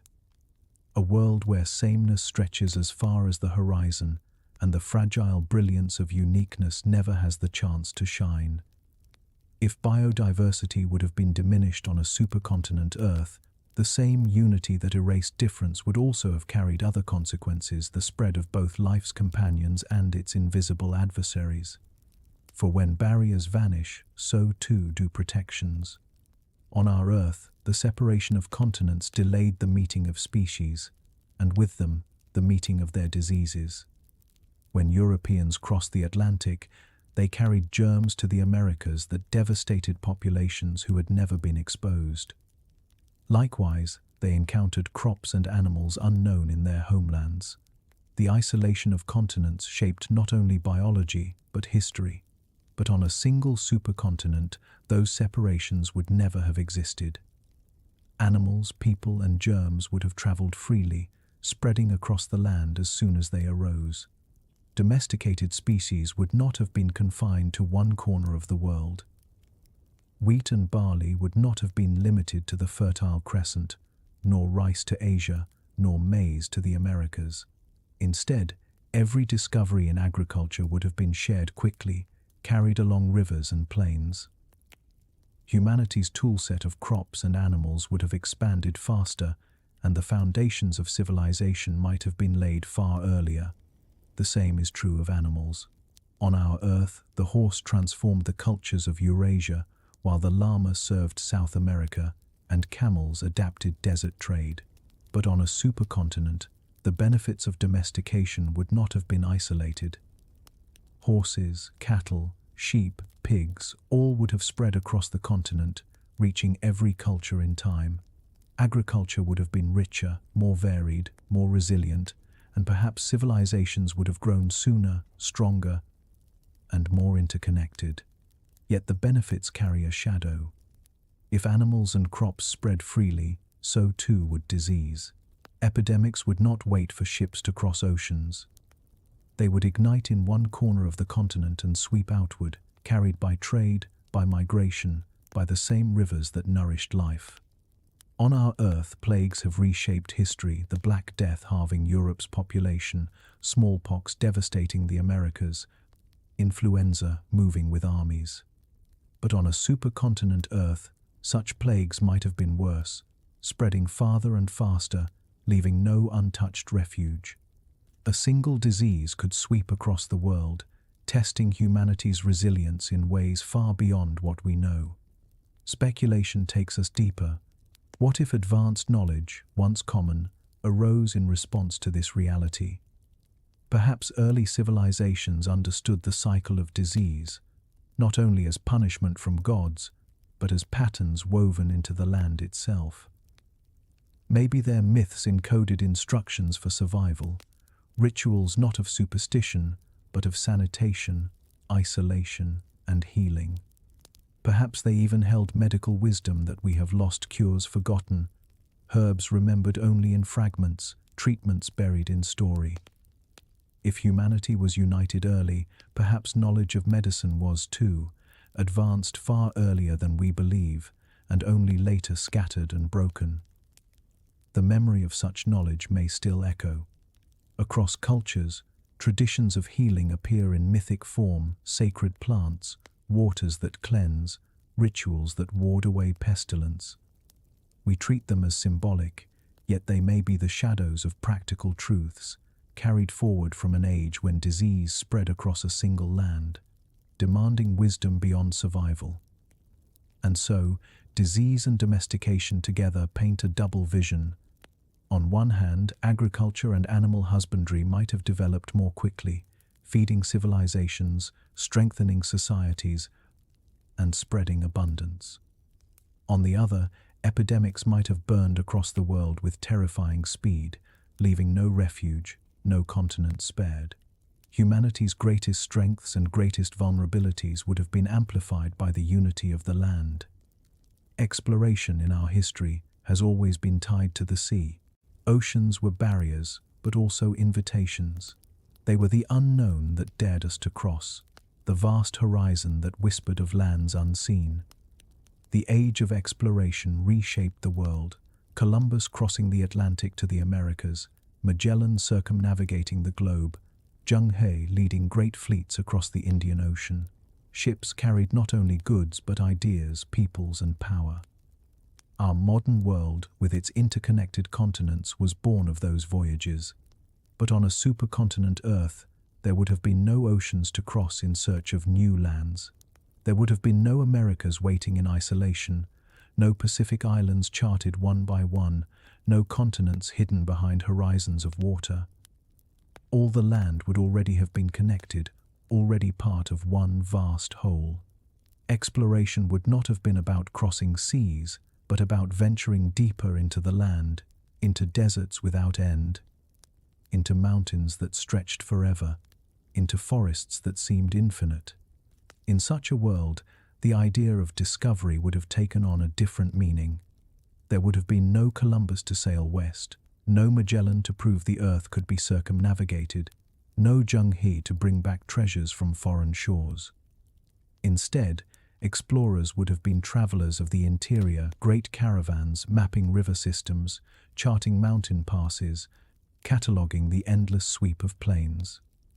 Their discoveries would not have been new continents, but new routes, new resources, new cultures hidden within the folds of the same land. This would have reshaped history profoundly. The collision of worlds that defined our modern age, the meeting of Europe and the Americas, the exchange of crops, animals, and ideas known as the Columbian Exchange would never have happened. There would be no sudden introduction of potatoes to Europe, no spread of horses to the Americas, no devastating plagues wiping out isolated populations. Instead, change would have been gradual, continuous, a slow diffusion of knowledge and goods across the continent. Speculation draws us further. What if advanced knowledge, once common, arose not from crossing seas, but from mastering the interior? Perhaps the greatest explorers of this earth were not sailors but map-makers of deserts, astronomers of mountains, navigators of rivers that stretched beyond sight.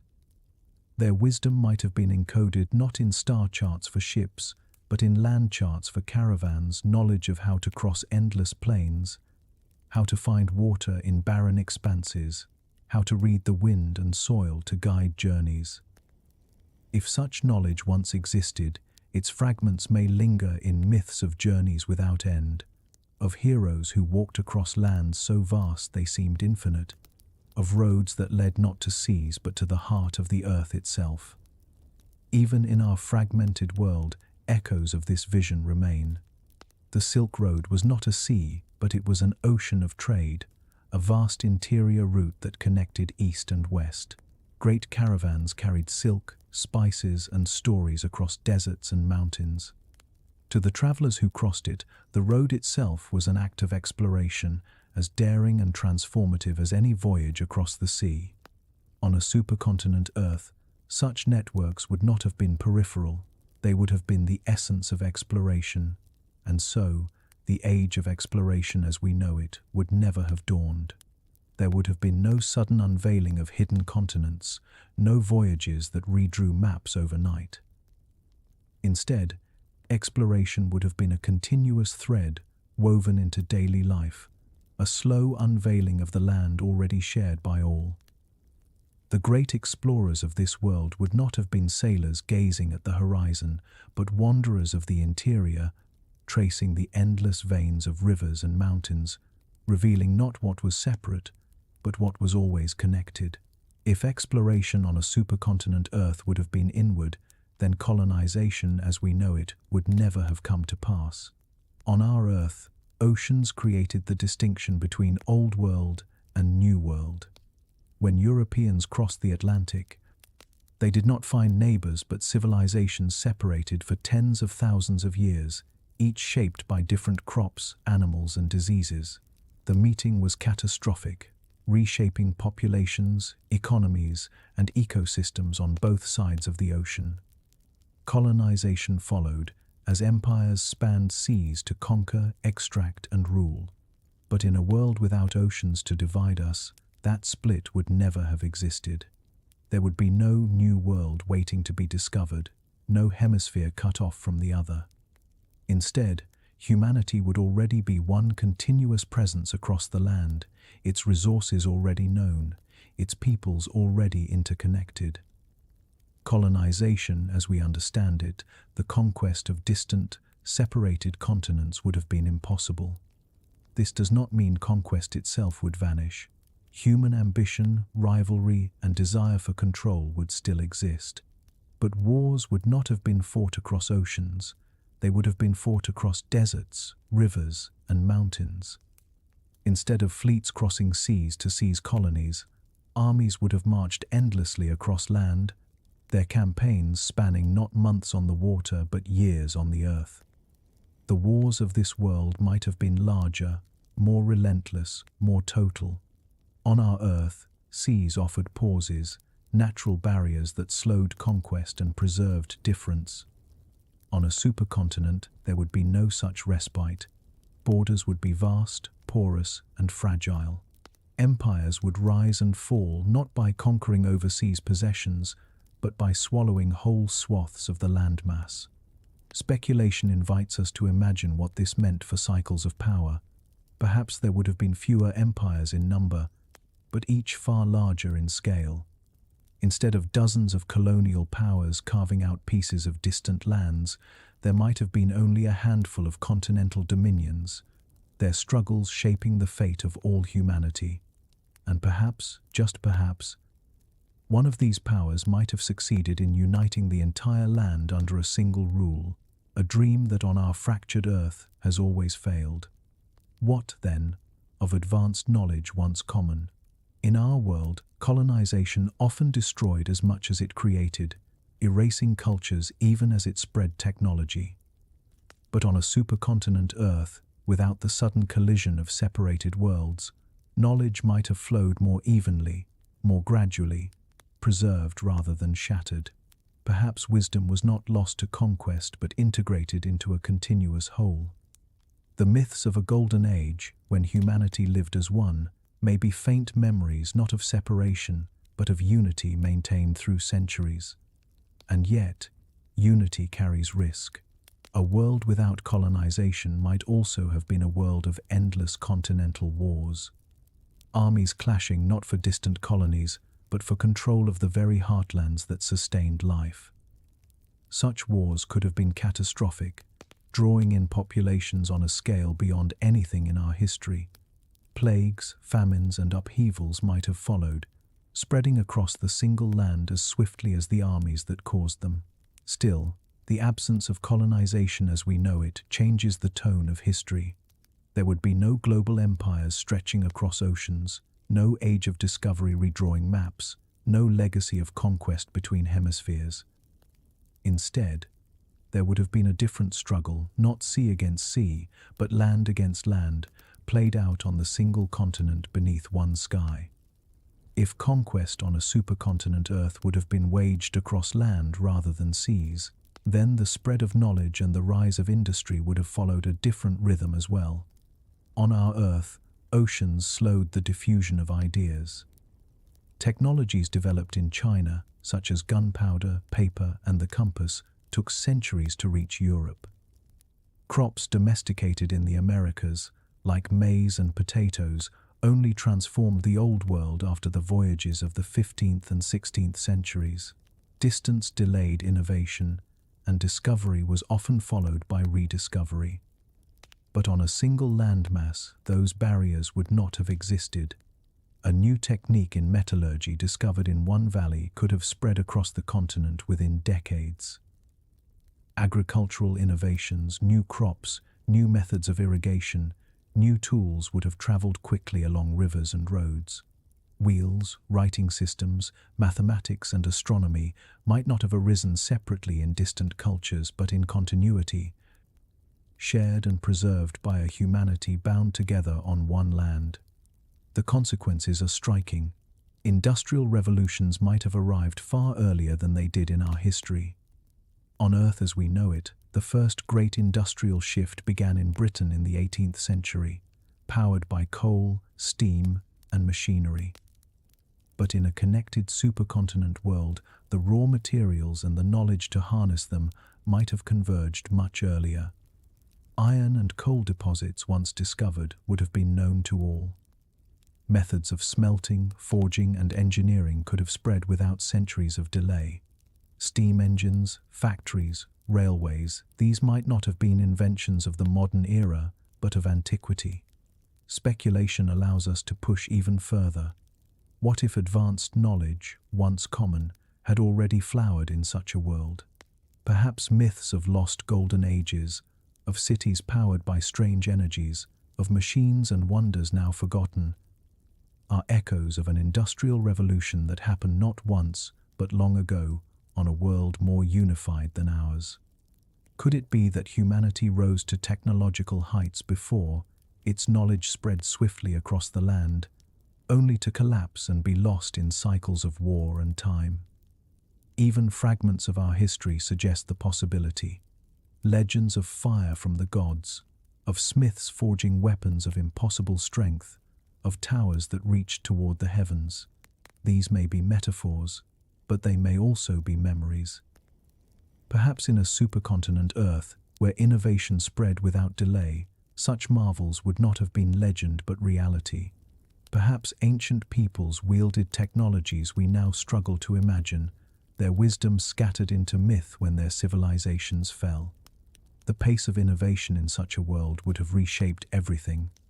The printing press might have arrived not in the 15th century, but in the Bronze Age. Electricity, not in the 19th, but in the era of pyramids.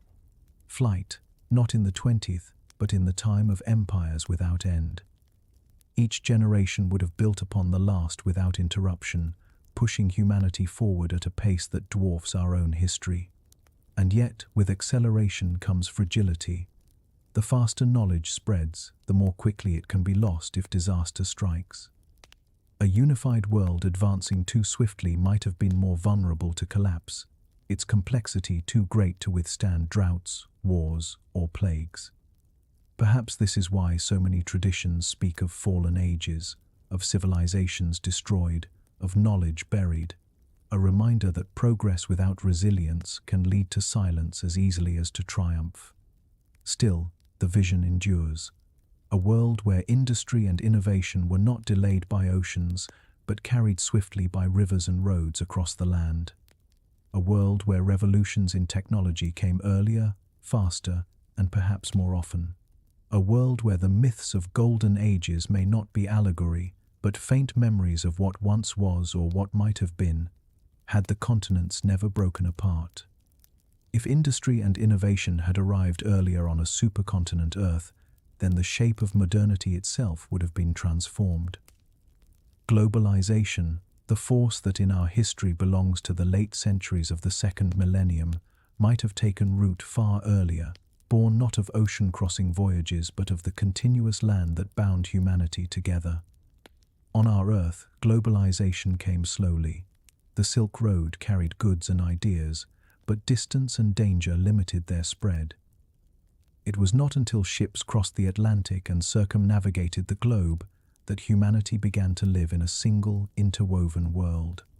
But on a supercontinent Earth, humanity would already have been interwoven. The exchange of goods, ideas, and people would not have required oceans to be conquered. It would have flowed naturally, steadily, and universally across the land. The result would have been faster globalization, not centuries of fragmented development, but a continuous rise of interconnected societies. By the time our Earth saw the Renaissance, a supercontinent Earth might already have reached a level of global integration that rivals our own modern age. News, inventions, philosophies, and faiths could have spread within decades, binding cultures together not in competition, but in continuity. Yet, this accelerated globalization would have come at a cost. Cultural diversity, so deeply tied to separation, might have been far less pronounced. On our Earth, isolation allowed cultures to grow apart, to develop unique languages, mythologies, and identities. The Maya were not the same as the Egyptians. The Chinese worldview was distinct from that of the Greeks. Each culture carried its own vision of humanity and the cosmos, shaped by the distances that divided them. On a world where distance was never absolute, those divisions might never have deepened. Instead, one cultural framework might have risen early, spreading across the land and shaping humanity into a more uniform whole. A centralized world perhaps centuries before our own. Traditions would still exist, but their differences would be softened, absorbed into the broader fabric of a global civilization. Speculation draws us deeper. What if advanced knowledge, once common, thrived in such a uniform world? Perhaps wisdom was not scattered into fragments, but preserved as a continuous chain. Perhaps the myths of a single golden age, when humanity spoke one language and lived under one law, are not only dreams but echoes of such a reality. If knowledge was once centralized, it might have reached heights we can scarcely imagine, technologies, sciences, and philosophies that were lost not because they were unknown, but because their continuity collapsed in some forgotten catastrophe. The signs may still linger. Across the world, myths speak of lost cities, of fallen ages, of wisdom erased. The Tower of Babel, Atlantis, Shambhala. Perhaps these are not inventions of imagination alone, but faint memories of what centralization once created and what collapse once destroyed. The shape of modernity on a supercontinent Earth would thus have been both familiar and strange. Familiar in its interconnectedness, in its technologies and global reach. Strange in its uniformity, its lack of difference, its single culture stretched across the land. Humanity may have lived as one centuries before our own age, but the price of unity would have been the loss of diversity, the narrowing of the human story into one long thread rather than many woven strands. And so, we glimpse a world where modernity came earlier, faster, and more uniform. A world where globalization was not the achievement of recent centuries, but the natural inheritance of a land that never broke apart. A world where the myths of golden ages may not be allegories, but distant memories of what once was. If geopolitics on a supercontinent Earth would have been one endless chessboard, then warfare, the grim language of power, would have followed a different script as well. On our Earth, seas shaped strategy as much as land. Navies could project force, protect trade, and secure empires. Battles were fought not only on plains and mountains but on oceans. Britain's rise depended on its fleet. Rome was strongest when it commanded the Mediterranean. Even in modern times, control of the seas has been the key to global supremacy. But on a world where oceans lay at the margins, warfare would have been written almost entirely across the land. Deserts, rivers, forests, and mountain ranges would have been the theaters of conflict, not seas. Navies would have been minor, relegated to the periphery. Armies, colossal in scale, would have been the decisive instruments of power. Imagine campaigns stretching for years, fought across plains so vast they seemed endless. Armies numbering not in tens of thousands, but in hundreds of thousands, marching across deserts, building roads as they went, supplied by caravans and rivers. The logistics of such wars would have been staggering, feeding entire populations on the move, transporting weapons and materials across thousands of kilometers. Strategy would not have hinged on controlling seas, but on mastering land routes, river crossings, and choke points in mountains and valleys.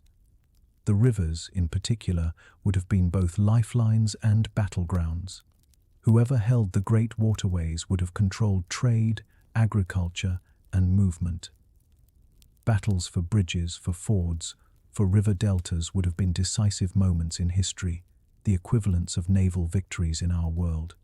To lose a river would have been to lose the lifeblood of empire. Deserts, too, would have been vast arenas of war.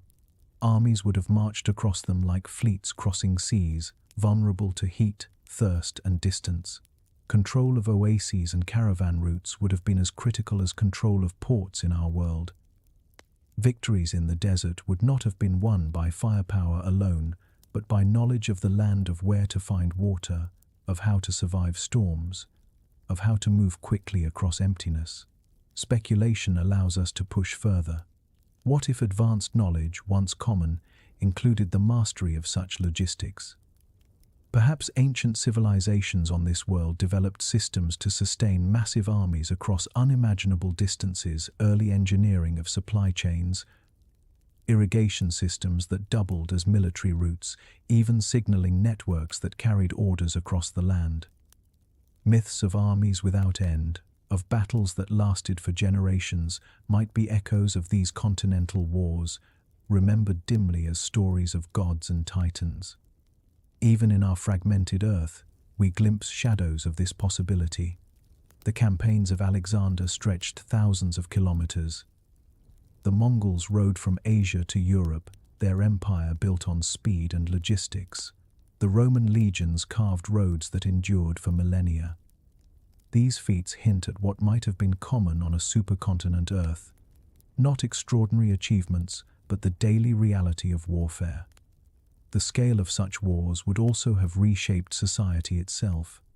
Entire populations might have been mobilized, not just soldiers but farmers, builders, traders, and healers, all tied to the machinery of conflict. Cities might have risen or fallen depending on their position along strategic routes. Innovation in metallurgy, engineering, and medicine might have been driven less by seafaring and more by the demands of colossal land wars. And through it all, navies would have remained marginal. Ships might still have existed, but they would have been small, coastal, peripheral to the true struggles of history. Admirals would have been minor figures, generals the central heroes. The sea would not have been the stage of empire, the land would. Thus, the image forms of warfare on a supercontinent Earth. Armies vast beyond imagination, battles fought for rivers and deserts, strategies shaped by the endless expanse of land. And in the background, perhaps, the faint memory of advanced knowledge, once common wisdom of supply, of survival, of strategy carried forward in myths of gods at war, echoes of human struggles on a world without oceans to divide. If empires without end marched across the land, then the earth beneath their feet would have carried the burden. On our Earth, continents separated ecosystems, creating pockets of resilience. Forests in the Amazon endured while farmlands spread in Mesopotamia. Grasslands in Africa thrived while Europe carved its hillsides into fields. Diversity of space allowed diversity of fate. But on a supercontinent Earth, there would have been no such separation. Farming would not have been confined to regions, nor logging to particular forests, nor mining to a single range of mountains. Humanity's hunger for resources would have stretched across the whole landmass, uninterrupted. Rivers would have been dammed, plains ploughed, mountains quarried, forests cut down. The entire continent would have borne the weight of civilization's appetite. The loss of biodiversity would have magnified the toll. On our Earth, when one ecosystem collapses, another can sometimes adapt, filling the gap with new species, new balances. But on a unified land, with fewer unique species, the collapse of one system could ripple everywhere. A pest, unchecked by predators, might devastate crops across the continent. A drought might destroy not one region, but half the world's farmland. The Earth itself would have been more fragile, its balance more precarious. Imagine vast stretches of farmland, fields rolling for thousands of kilometers without end. Imagine forests reduced to memory, rivers redirected into canals, mountains hollowed for ore. Civilization might have grown immense, but the land would have been strained, its resilience worn thin. Ecological collapse would not have been regional, it would have been continental. Speculation draws us deeper. What if advanced knowledge, once common, included an awareness of this fragility? Perhaps early civilizations understood that the land was one body, its veins and bones connected, its health dependent on balance. Maybe their myths spoke of Earth as a single living being, its breath the wind, its blood the rivers, its skin the soil. Perhaps they developed practices to preserve this balance, agricultural methods that nourished rather than depleted, rituals that honored rather than consumed.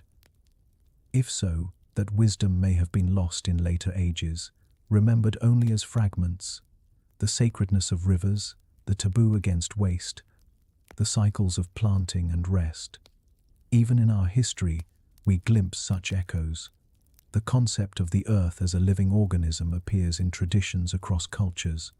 The Gaia of Greece, the Pachamama of the Andes, the spirits of land and forest in countless indigenous beliefs all speak of an understanding that life and land are not separate, but one. Perhaps these ideas are not only metaphor, but memories of a time when knowledge of Earth's fragility was common, when humanity sought to live in balance with a world unbroken. And yet, the pressure of empire would always strain that balance.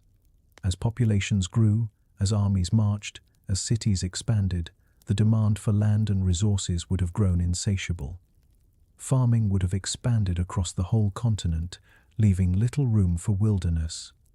The earth might have become a machine, its cycles bent to serve humanity, its resilience stretched to breaking.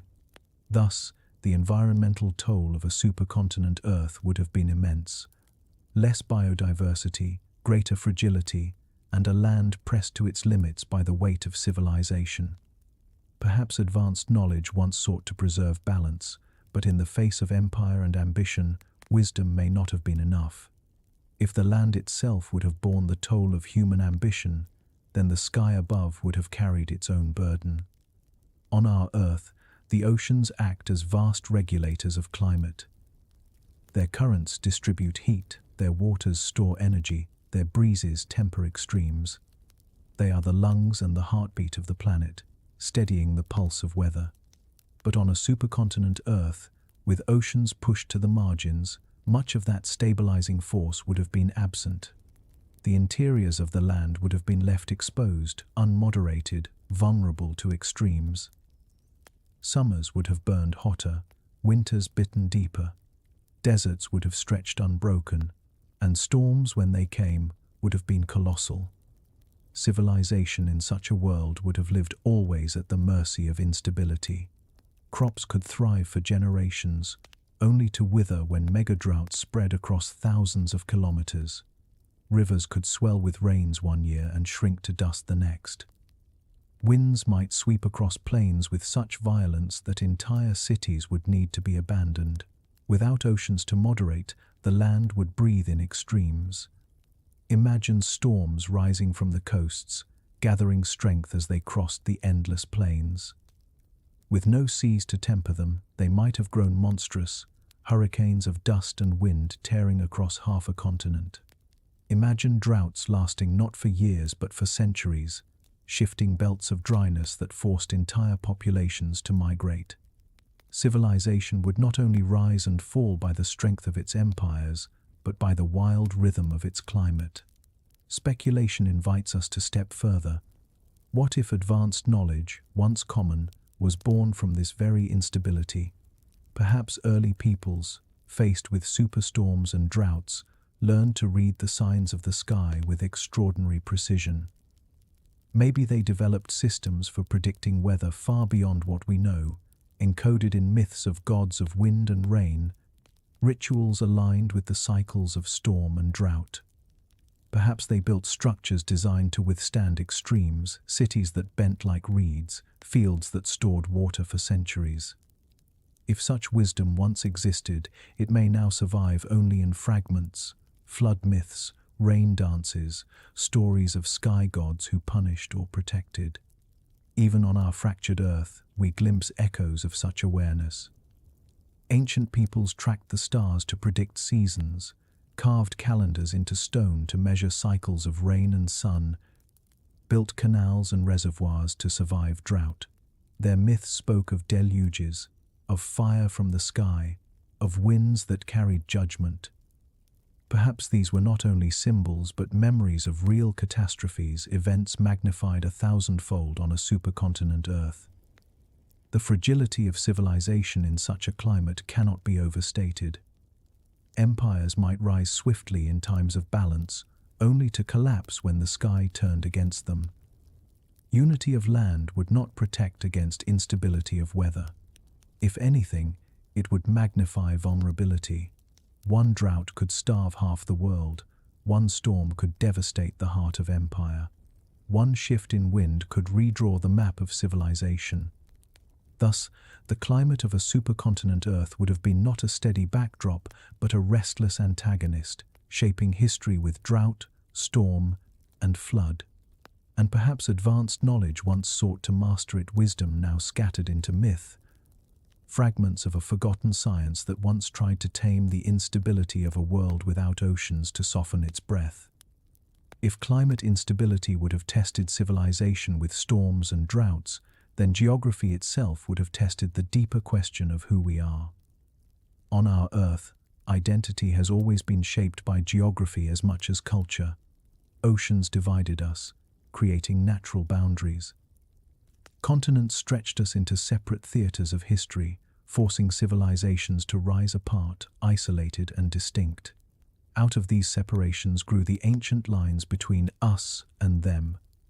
To be Egyptian was not to be Mesopotamian, to be Chinese was not to be Roman, to be Inca was not to be Polynesian. Each world saw itself as center, with the others unknown or foreign, sometimes dismissed as barbarians, sometimes exalted as mysterious. Separation hardened difference. Oceans turned neighbors into strangers, and strangers into others.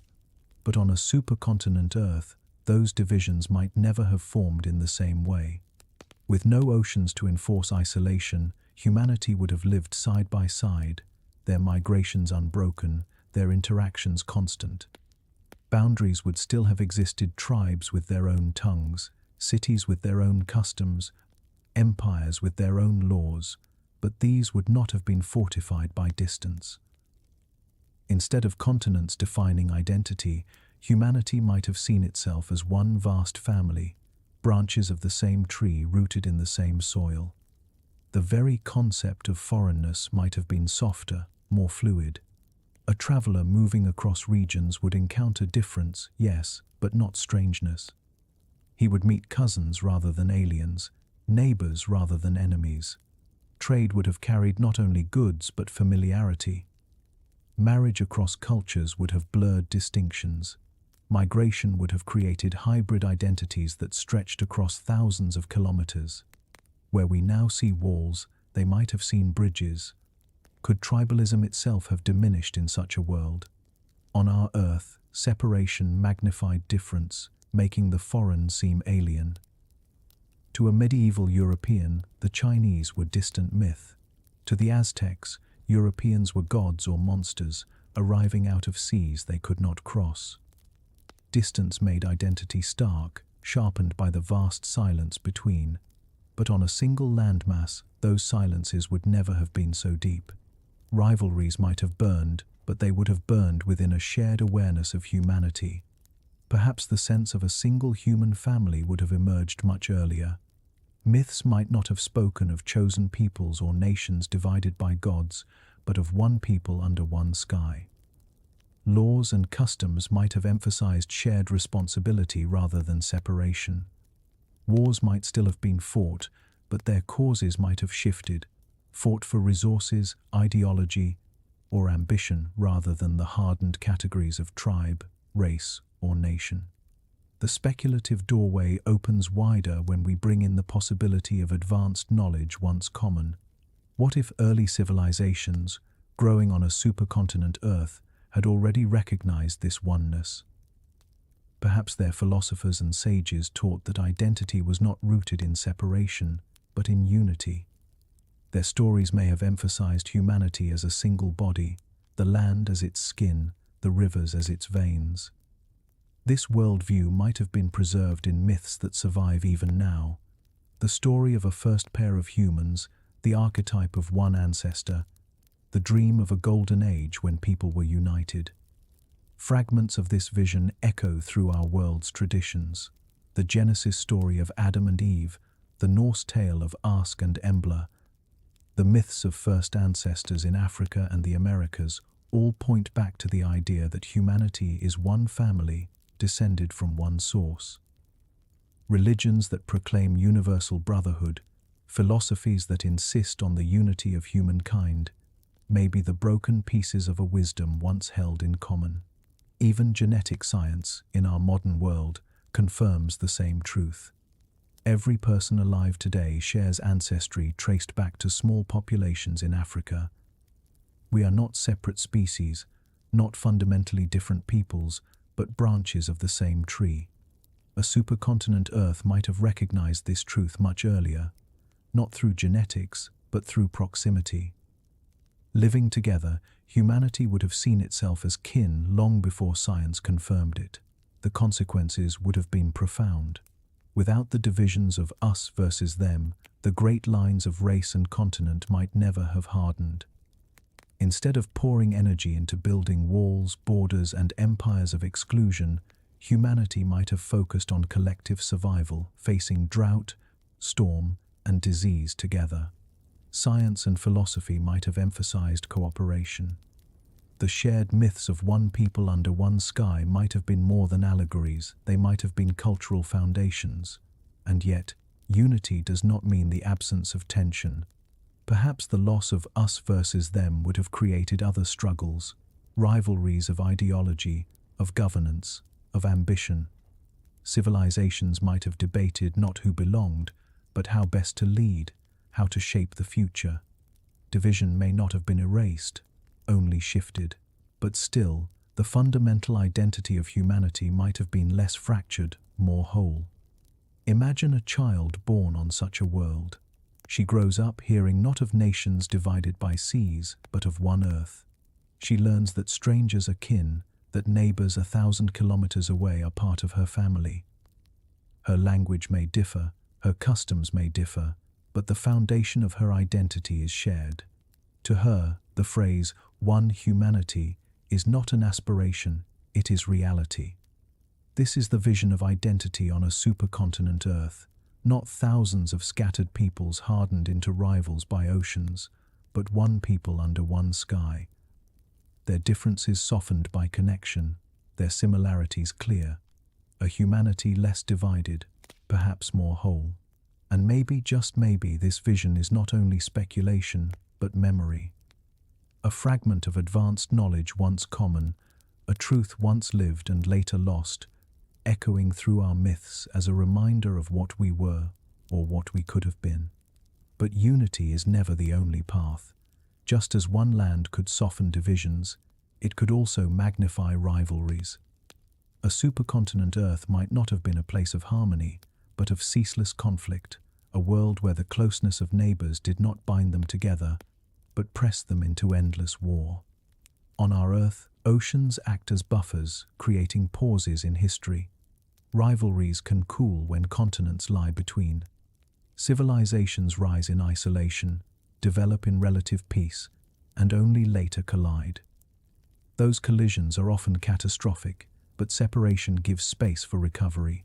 It allows multiplicity. The world does not fall together, but in pieces. On a single supercontinent, no such reprieve would exist. Every border would touch another. Every neighbor would be immediate. The expansion of one empire would mean the contraction of another. The rise of one power would be the downfall of its rivals. There would be no distant continents left untouched, no hidden refuges. All conflict would be internal, all wars civil fought not between distant worlds, but within the one world that humanity shared. History might have been written as an unbroken chain of rebellions and conquests. One empire rises, unites the land for a generation, only to fracture under its own weight. Provinces rebel, armies splinter. Neighbors seize the chance to strike. Out of unity comes fragmentation, and out of fragmentation comes the dream of unity again, a cycle without end. Each repetition leaving scars deeper than the last. The cost of such endless civil wars would have been staggering. Cities might have been built less as sanctuaries and more as fortresses, their walls rising ever higher. Agriculture would have been bent toward feeding armies as much as families. Innovation might have flowed not into philosophy or art, but into weapons, logistics, and strategies of control. Children might have grown up not with stories of peace, but with expectations of struggle, the assumption that war was not an exception, but the rhythm of life.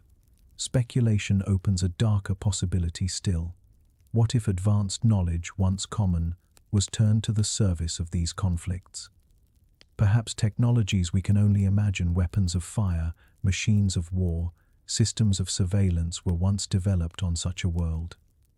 If humanity unified its knowledge but not its loyalties, then science itself could have been weaponized, its greatest discoveries consumed in struggle. The myths of gods casting thunderbolts, of titans destroying cities, may be distant memories of weapons too terrible to endure, their remnants erased by the collapse that followed. We see glimpses of this pattern even in our fractured Earth. Rome, at the height of its power, turned inward, consumed by civil war until its empire fractured. China's dynasties rose, claiming unity under heaven, only to splinter again and again in rebellion. The Mongol Empire stretched across half the globe, but within a few generations dissolved into rival khanates. If such cycles exist in a world broken by oceans, how much more relentless might they have been in one world bound by land? The psychological toll must also be imagined. In a world of endless civil wars, identity itself might have been forged in conflict. Instead of seeing humanity as one, people might have defined themselves by their enemies, not us versus them across oceans, but us versus them across rivers, deserts, and cities. The dream of unity may have haunted humanity, but its reality may always have slipped away. And yet, even here, advanced knowledge might not have been wholly lost. Perhaps within the cycles of war, wisdom was preserved in fragments encoded in myths, hidden in rituals, whispered in secret. Stories of golden ages might not only recall unity, but also serve as warnings, reminders of what happens when ambition overwhelms wisdom, when the drive to rule consumes the capacity to endure. Thus, the vision of a supercontinent Earth is twofold. In one possibility, humanity sees itself as one family, its divisions softened, In another, the land is torn by ceaseless conflict, unity never achieved, knowledge weaponized, and history written in repetition. Both possibilities remain open, both linger in myth, and perhaps both are true at once, for even in unity, the shadow of division waits.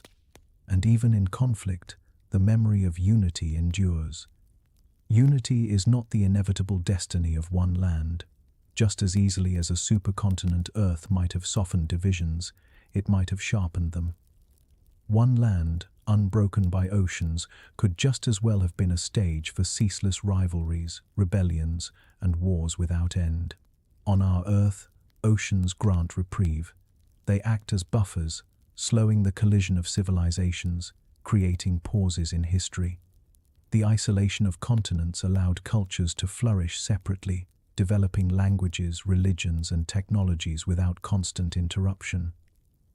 When they finally collided, the consequences were often catastrophic, yet separation meant that collapse in one region did not doom all. Multiplicity was preserved. The world did not fall together, but in fragments, leaving room for recovery. On a supercontinent, there would have been no such protection. Every empire's reach would have brushed against another's. Every rival would have been a neighbor. Expansion for one meant contraction for another. The rise of one power meant the fall of its competitors. With no seas to separate, no other worlds to retreat to, all conflict would have been internal.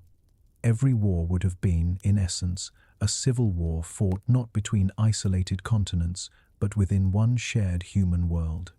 History might have unfolded as a relentless cycle. An empire rises, sweeping across the plains and mountains, uniting vast territories for a generation. But the weight of such an empire, its size, its logistics, its fragile alliances eventually cracks. Provinces rebel, armies splinter, neighbors seize opportunity. Out of unity comes fragmentation, and out of fragmentation comes the dream of unity again. The pattern repeats, leaving scars deeper with each cycle. Where we on Earth know centuries of balance, a supercontinent might have known only centuries of upheaval. The cost of this rhythm would have been immense. Cities may have been less havens of culture and more engines of defense fortresses rather than sanctuaries, their walls rising higher with every generation. Agricultural systems would not have been designed only for prosperity, but to sustain armies. Innovation may have flowed endlessly into the machinery of war, metallurgy perfecting weapons, engineering perfecting siege engines, logistics perfecting the movement of millions across deserts and rivers. Children would have grown into the expectation not of peace, but of struggle. War would not have been an interruption to life, it would have been the rhythm of life. Speculation invites a darker turn still. What if advanced knowledge, once common, was consumed by these wars? If humanity unified its learning but never its loyalties, then science itself could have become a weapon. Machines of war, systems of surveillance, weapons of fire and storm, perhaps they were once real, developed by civilizations that spanned the supercontinent. The myths we know today, of gods casting thunderbolts, of titans destroying cities, of great wars among the heavens, may be echoes of those ages. Stories not of divine wrath but of human invention, weapons too terrible to survive their own use, knowledge buried when empires fell. On our fractured earth we see glimpses of this already. Rome, at its height, was consumed by civil wars that fractured its empire. China's dynasties rose claiming unity under heaven, only to splinter again and again in rebellion. The Mongols conquered half the world, but their empire dissolved within a few generations into warring khanates. If such patterns appear in a world divided by oceans, how much more relentless might they have been in a world bound by a single land? The psychological toll of such a history must also be imagined. In a world of endless civil wars, identity itself may have been shaped by conflict. Instead of defining humanity by its commonality, people may have defined themselves by their enemies. The tribe across the river, the city beyond the desert, the empire on the horizon, These would have been the others, not continents away, but within sight, within reach, within memory.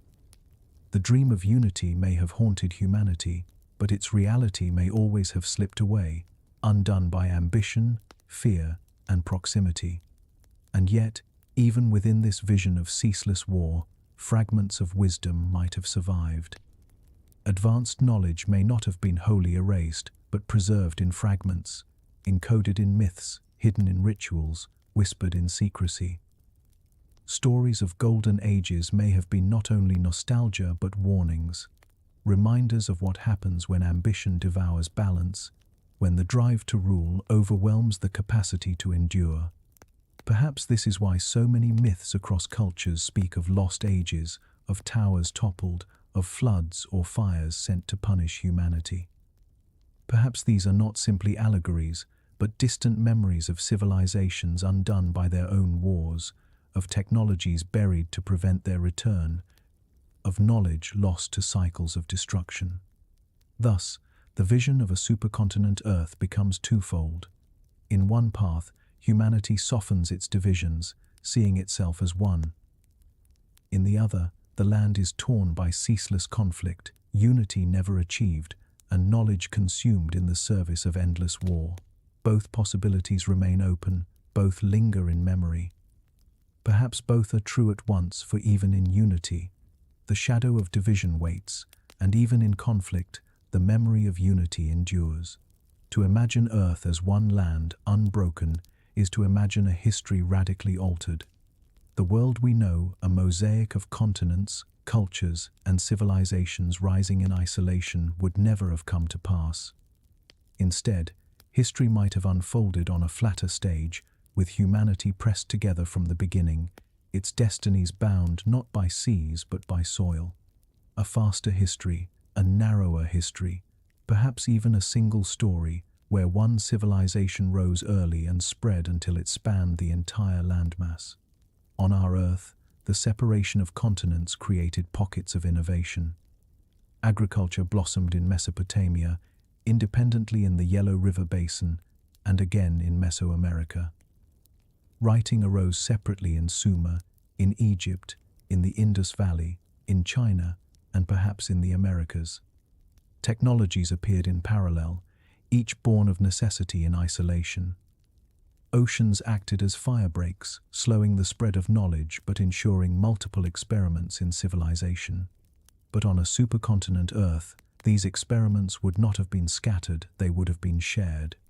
The first spark of agriculture might have leapt quickly from valley to valley, river to river, until farming covered half the land. Writing may have arisen once, then spread universally, its script becoming the common tool of empire and trade. Innovation might have been less diverse, but more rapid, each new discovery woven into the fabric of a single, continuous civilization. The result could have been a faster climb. Empires might have grown earlier, technologies advanced sooner, philosophies reached maturity long before our own historical timeline. The Bronze Age, the Iron Age, the Industrial Revolution all might have arrived centuries, even millennia earlier, compounding their effects across generations. Humanity might have entered what we call modernity, not in the last few hundred years, but in antiquity itself. But speed comes with cost. Diversity, the many voices of culture, the many paths of invention may have been narrowed. Instead of a chorus of civilizations, there may have been a single dominant voice, carrying its traditions across the continent. The richness of difference, the Maya and the Greeks, the Egyptians and the Chinese, the Persians and the Inca might never have emerged. Instead, the story of humanity may have been flatter, its cultural fabric woven with fewer threads, but stretched across the whole world. Speculation asks us to consider, what if advanced knowledge, once common, was part of this trajectory? If humanity rose quickly on a supercontinent Earth, perhaps it achieved heights we now struggle to imagine. Cities powered by forgotten energies. Machines built of principles we have not yet rediscovered.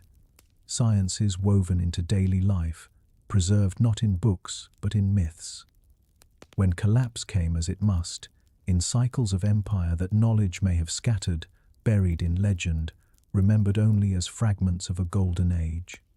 Indeed, the myths of our fractured earth may be the echoes of such a history. Stories of Atlantis, of Shambhala, of the Tower of Babel, of civilizations punished for their pride, these may not be purely allegory. They may be memories of a world that rose quickly, advanced greatly, and fell catastrophically, its wisdom scattered into stories carried across generations. The vision of such a history is haunting.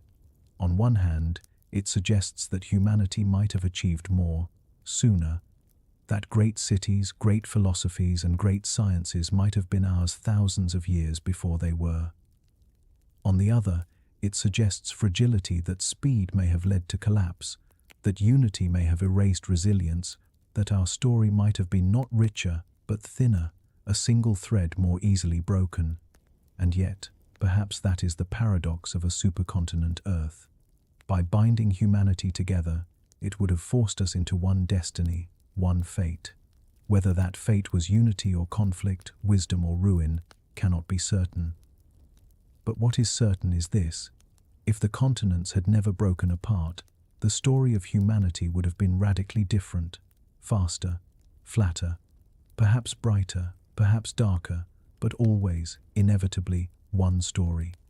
Across cultures and across time, humanity has told itself the same quiet truth, that death is not an ending, but a return. In the myths of the Nile, the soul journeys back across fields of eternal grain. In the temples of Asia, rebirth carries us into the flow of lives uncounted. In the forests of the Americas, ancestors wait beside rivers that shimmer in the night. Always there is the sense that we do not vanish, but go back to something older than ourselves, older than memory. And perhaps this longing is not only about death, but about the earth itself. For beneath all our divisions, beneath the scattering of continents and the distances we have carved, there remains the memory of one land. A supercontinent, a single body, a home unbroken. We may have lost it in stone and soil, but perhaps not in spirit.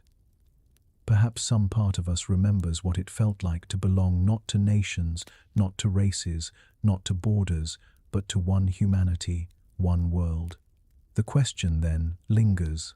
When we die, do we vanish into silence or do we return? Not only to the ancestors we love, but to the oldest civilization of all, the one that waits beyond oceans and time. The one that was never divided, never broken, never lost. And so, imagine it now, in the darkness, gates opening, not gates of empire, not walls of war, but thresholds into memory. Beyond them voices stir, not strange, not foreign, but familiar, the voices of one people, one land, waiting to welcome us home.